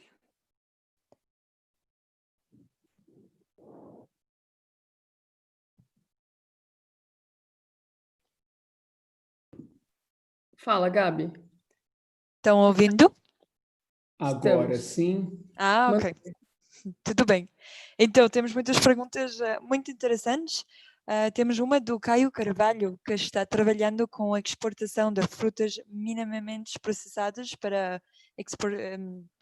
com produtores que têm fazendas de 10 até 60 hectares. E ele está pretendendo introduzir para os seus parceiros a ideia da agrofloresta. Então, a pergunta dele é de saber como é que é possível de fazer uma transição de um pomar já formado em uma área agroflorestal. Muito bom. Ótima pergunta. Muito bem. Bom, fico feliz que o Caio conseguiu entrar finalmente. Obrigado pela pergunta, Caio. Peraí. Aí. Deixa a gente só resolver Ok. o problema com o Pronto. microfone aqui. Perfeito. Como fazer a transição? Quer Sim, tocar de um essa? monocultivo para um desenho mais complexo. Bom, Eu acho- primeiro, se você está em um monocultivo, você já tem o seu carro-chefe, né, digamos assim. E aí, a gente já participou de alguns projetos aí de conversão de sistemas, Principalmente no café, né? principalmente no café, com certeza. Mas aí você tem duas opções, tá? Primeiro, quais são as outras espécies que você quer consorciar no seu sistema? Você precisa primeiro selecionar essas espécies. Provavelmente você vai ter que escolher algumas que toleram um leve sombreamento, porque você já vai entrar num sistema sombreado. Essa é a primeira coisa. Segunda coisa, você vai ter que decidir se você entra com, por exemplo, árvores ou outros arbustos na linha das árvores que já estão ocorrendo, né? Ou seja, digamos que você tem um plantio de manga. Você né? radica uma a cada Não, quatro. ou você planta entre elas entre uma mangas. árvore emergente, por exemplo, uma árvore que cresce mais alto e que não vai competir com essas duas, mas você tem que avaliar se na sua situação você tem esse espaço disponível, né? Se não tiver disponível, você tem que fazer isso que o Walter falou, fazer um desbaste. Ou você desbasta, por exemplo, uma linha inteira, Erradica uma linha. erradica, corta tudo fora, e aí você trata essas árvores que foram desbastadas como espécies de serviço, você vai cobrir o solo com a biomassa que elas geraram, ou você tira, por exemplo, uma sim e uma não na linha. Não precisa fazer de estoca, você pode plantar entre tocos, se for uma erradicação de linha. Você pode fazer poda drástica e manter a espécie que já está lá, da que estiver diretamente próxima dessa nova espécie que foi introduzida para abrir uma entrada de luz. Você pode plantar na entrelinha, depende do tipo de mecanização que você tem. Tudo vai depender do desenho. Tudo vai depender das espécies que você escolher e também do seu manejo. Então, por exemplo, no café, uma coisa que se adota muito hoje na colheita de café, especialmente quando a gente fala de café especial, o pessoal colhe o café no pano, né? Então você distribui o café embaixo, aliás, você estica um pano, uma lona embaixo dos pés de café, e aí você derruba, seja com a mão, ou seja com aquela máquina, com a derriçadeira, todo o café sobre a lona, e aí fica muito mais fácil de você juntar esse café, né? E aí, se você tem uma árvore no meio, acaba dificultando um pouco esse processo. Ou até se você está numa área gigante, que você faz colheita mecanizada, que você usa aquelas máquinas que passam por cima do pé de café, né? E aí, se você tem árvore no meio, você não consegue colher. Então, nesses casos, você precisa, entendendo o manejo que você vai adotar, ou o procedimento, ou a operação que você vai adotar, você vai definir se você vai colocar outras árvores na linha de fruta ou em linhas separadas. Se cabe na entrelinha ainda, por exemplo, ou você vai passar uma máquina, então não vai caber na entrelinha. Ou então ocupa uma entrelinha a cada 3 entrelinhas, entendeu? E nós respondemos aqui com exemplos, né? Mas eu acho que para dar uma resposta mais concisa, qual que é a forma de fazer a conversão? Modular e gradativa. Então, suponha que não exista mais interesse em ficar com aquela espécie que já existe na área, não derruba a área inteira. faz uma parte, usa essas espécies como biomassa, ou mesmo planta com a espécie lá ainda para não ter um impacto de calor muito grande, por exemplo, de mudança ou de solo exposto. Então, faz isso de forma modular e gradativa. Isso aí. Beleza. Diga lá, Gabi. E temos outras perguntas mais específicas sobre agroflorestas e hortaliças. A pergunta é: quais são as espécies florestais recomendadas para implementar dentro de uma horta? Se alguém tem horta em casa que quer guardar para um ciclo mais ou menos de 20 anos, quais espécies recomendam de plantar? Guardar para um ciclo de Quer manter ela no sistema por 20 anos? perfeito. Tá, essa é uma pergunta interessante. Vamos lá. Ok, vamos lá. Eu acho importante abrir com o fato de que não existe uma receita de bolo, né? É sempre um desenho onde está a sua horta, qual é o caminho do sol, se venta ou não, se tem espécie de bordadura, em que ambiente você está. É sempre um desenho novo, que tipo de solo você tem ali. Mas tem algumas espécies que nós podemos recomendar que são principalmente espécies que podem ser manejadas, né? Facilmente manejadas. Que toleram muita poda, podas intensas, podas constantes. Que geram a biomassa de cobertura do solo e que abrem luz para que as hortaliças possam continuar existindo. Porque se a gente está falando de um sistema produtivo que tem hortaliças, ele precisa de muita luz. São espécies de clareira, são espécies que precisam de luz intensa o ano inteiro. Então, a gente não pode ter árvores que abrem uma copa muito densa. Então, você tem que buscar espécies que não tem copa densa, que tem copa rala, é a primeira coisa. Segundo, que perdem as folhas em parte do ano. Isso é interessante. Que são decíduas, a gente fala, espécies decíduas, é legal. E terceiro, que toleram essas podas constantes. Aí, dependendo da sua área, né? E por que você quer entrar com essas espécies arbóreas. Mas você pode entrar com frutíferas, por exemplo. É muito comum a gente colocar em hortas citros, por exemplo. Citros quase que não faz sombra, né? Ele não abre muito. Mas você tem que podar constantemente. Você pode entrar com a glicídia, que a gente já mencionou aqui, ou o ingá, outras, moringa, por exemplo. A moringa tem as folhas muito miudinhas, né? E ela é muito fácil de manejar e ela tolera muito bem a poda. Então, E é você uma pode punk, plantar. ela é comestível, você pode usar ela para galinha, você pode Exato. comer, e a nutrição das folhas dela no sol são super bem-vindas. A banana também. A banana, planta banana. Com certeza, planta banana. Só que assim, tudo, absolutamente qualquer árvore que você for plantar, você precisa necessariamente manejar ao menos uma vez no ano. E o que significa manejar? Fazer uma boa poda. E a poda depende de qual que é o objetivo dessa espécie. Se é uma espécie madeirável, você vai conduzir o fuste ou o tronco o mais alto possível, retirando os ramos laterais. Se é uma espécie frutífera, você precisa deixar a copa baixa e abrir essa copa como um cálice, para que ela receba bastante luz no interior, em todas as folhas, e areje bem para não dar nenhuma doença fúngica, e para você conseguir colher esses frutos numa altura mais baixa. Se é uma árvore de serviço, aí que a gente, para a produção de biomassa, Como aí sim, você pode podar de uma maneira mais bruta, digamos assim. Ou o próprio guandu, que você pode manter no sistema por mais anos, você não precisa tirar ele tão logo. Urucum também é uma espécie muito legal, que você Excelente. pode entrar. Mas se você está falando de um sistema para ficar com 20 anos, eu entendo que seja uma frutífera. O ideal seria citros, eu acho. Ou até, você pode entrar com uma manga, só que poda anual. Tem que podar anualmente. Você pode entrar com abacate, mas ele jamais pode ficar daquele jeito gigantesco desses abacates que o pessoal planta na rua, né? Você tem que... É legal você colocar aí no Google, coloca aí imagens de pomares comerciais de manga, ou pomar comercial de abacate. E você vai ver a arquitetura dessas árvores, como que elas ficam quando elas são manejadas anualmente. Elas são totalmente diferentes dessas árvores que a gente deixa crescer gigantescas. Gente, apenas mais uma pergunta. Bora, Gabi, peraí. manda a nossa última pergunta. Pera, que eu... Então, para a última pergunta, temos uma sobre os sistemas montados. Estão perguntando se as árvores estão cultivadas também ou é só para sombra e foragem pelos animais? Então. Exatamente. Na verdade... Ok, voltando sobre o sistema montado, né?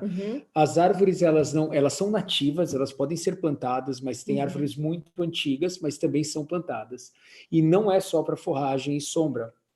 Elas produzem trufa nas raízes, que também é um sistema de coleta, mas principalmente elas produzem a bolota, que o pessoal, por exemplo, no Freixo do Meio, usa não só para alimentação dos porcos, mas torram a bolota e fazem uma espécie de cevada, uma espécie de café de bolota, e também para alimentação humana. Tem pães de bolota, mais como uma punk, por assim dizer. Mas o principal é a produção da cortiça. Cortiça que nós conhecemos das rolhas de cortiça, rolhas de vinho. Eu tenho uma que rolha tampam aqui. a garrafa de vinho. Água, isso, rolhas. Isso é cortiça. É Isso pura vem cortiça. dessas árvores. Isso vem basicamente Portugal é responsável. Portugal e Espanha é responsável por mais de 90% da produção de rolha do mundo inteiro. Essas árvores são manejadas de 9 em 9 anos. A cada 9 anos existe... Isso é uma questão muito legal para a gente pensar no conceito de manejo de longo prazo, né? A gente pensa de uma forma muito imediatista. Todos os donos de montado, pequenos agricultores, que são, na verdade, mais do que agricultores, eles são agroflorestadores, né? Eles têm agrofloresteiros, eles são donos de agroflorestas. Eles têm essa agrofloresta tão antiga e são pequenos proprietários, são propriedades pequenas. Eles coletam... essa cortiça, essa casca da árvore, a cada 9 anos. E esse é o ciclo que tem que esperar para a casca crescer o suficiente sem danificar a árvore. Tem pessoas especializadas nisso, o preço da cortiça é alto, são pouquíssimos países que ainda têm cortiça, e a pessoa é especializada, o cara que tira a cortiça, ele tem um machadinho, ele corta a cortiça, rasga a parte da árvore, é um conhecimento ancestral, ele sabe exatamente quanto de cortiça tirar, quanto de cortiça deixar. E esse é o principal produto, na verdade, além dos porcos e outros animais e da bolota ou da oliva, quando existem olivas nesse sistema, o principal produto é, sem dúvida, a cortiça, mesmo tendo que esperar 9 anos. Assim, pessoal, vale a pena assistir esses vídeos, a gente ainda está disponibilizando, tem mais um para ser solto aí no YouTube, e é uma série de, acho que 4 ou 5 vídeos que a gente colocou no YouTube, justamente sobre o manejo do montado. A gente fala primeiro dessas espécies mais tradicionais, da criação dos porcos, como que são as maternidades, que são maravilhosas, né, que as mães têm os seus filhotes soltos numa área gigantesca, a coisa mais linda. Não existe chiqueiro, né? Não existe esse conceito de chiqueiro.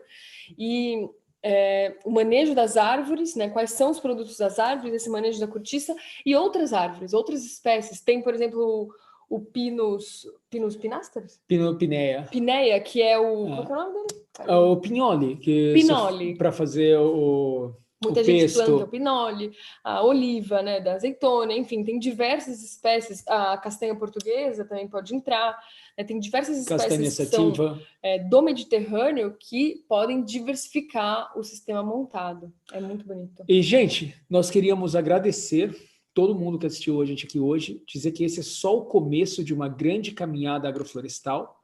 Esse é o primeiro curso, não percam o próximo. Muito obrigada a todos por participarem desse momento. Para nós é super gratificante poder compartilhar um pouco mais desse nosso conhecimento, porque, de fato, a gente tem muito trabalho, tem muitos projetos, tem muitas coisas em andamento, e a gente queria fazer cursos pelo Brasil inteiro, pelo mundo inteiro, e agora que a gente está nessa pandemia, essa possibilidade de dar cursos online, as pessoas estão muito mais receptivas. Isso está sendo ótimo. Gente, a gente queria muito ouvir o feedback de todos vocês, o que vocês acharam desse curso. Por favor, deixem feedbacks no nosso Facebook, na nossa página no Instagram. Deixem os feedbacks, falam o que vocês acharam desse curso, como a gente pode fazer melhor, o que vocês mais gostaram desse daqui. Esse é só o começo de uma enorme caminhada que estamos todos juntos pela agrofloresta. E é isso, agora a gente plantou a semente da agrofloresta em cada um de vocês, e a gente espera ver vocês na próxima, que vai ser no dia 24, e nas próximas e próximas, que ainda vão ter muitas. A gente tem muita coisa para mostrar para vocês. Não se esqueçam de se inscrever aqui no canal, tá? Do YouTube, nos nossos outros canais, sigam a gente no Instagram também. Deixa eu mostrar a gente aqui agora. Gente, muito obrigado. Gente. Valeu. Prazer enorme estar com vocês hoje. Foi um prazer incrível. Obrigado, Gabi. Obrigado pelas perguntas. Tenho certeza que tinham muitas mais, mas a gente vai responder todas elas. Se você ficou com uma pergunta aí na cabeça, não deu tempo da gente responder, não deu tempo de falar aqui, copia e cola ela lá no Instagram, no nosso Facebook. A gente vai olhar e vai tentar endereçar todas essas perguntas nos próximos dias. E não percam o próximo curso. Se vocês estiverem inscritos, vocês vão ser avisados aqui pelo YouTube. Valeu, gente. E não se esqueçam de se inscrever no nosso site, deixar lá o seu e-mail para receber esse material que a gente mostrou agora. Tá bom? Obrigado, pessoal. Obrigada, gente. Um Tchau. prazer imenso. Boa noite. Aí. Valeu. Até mais.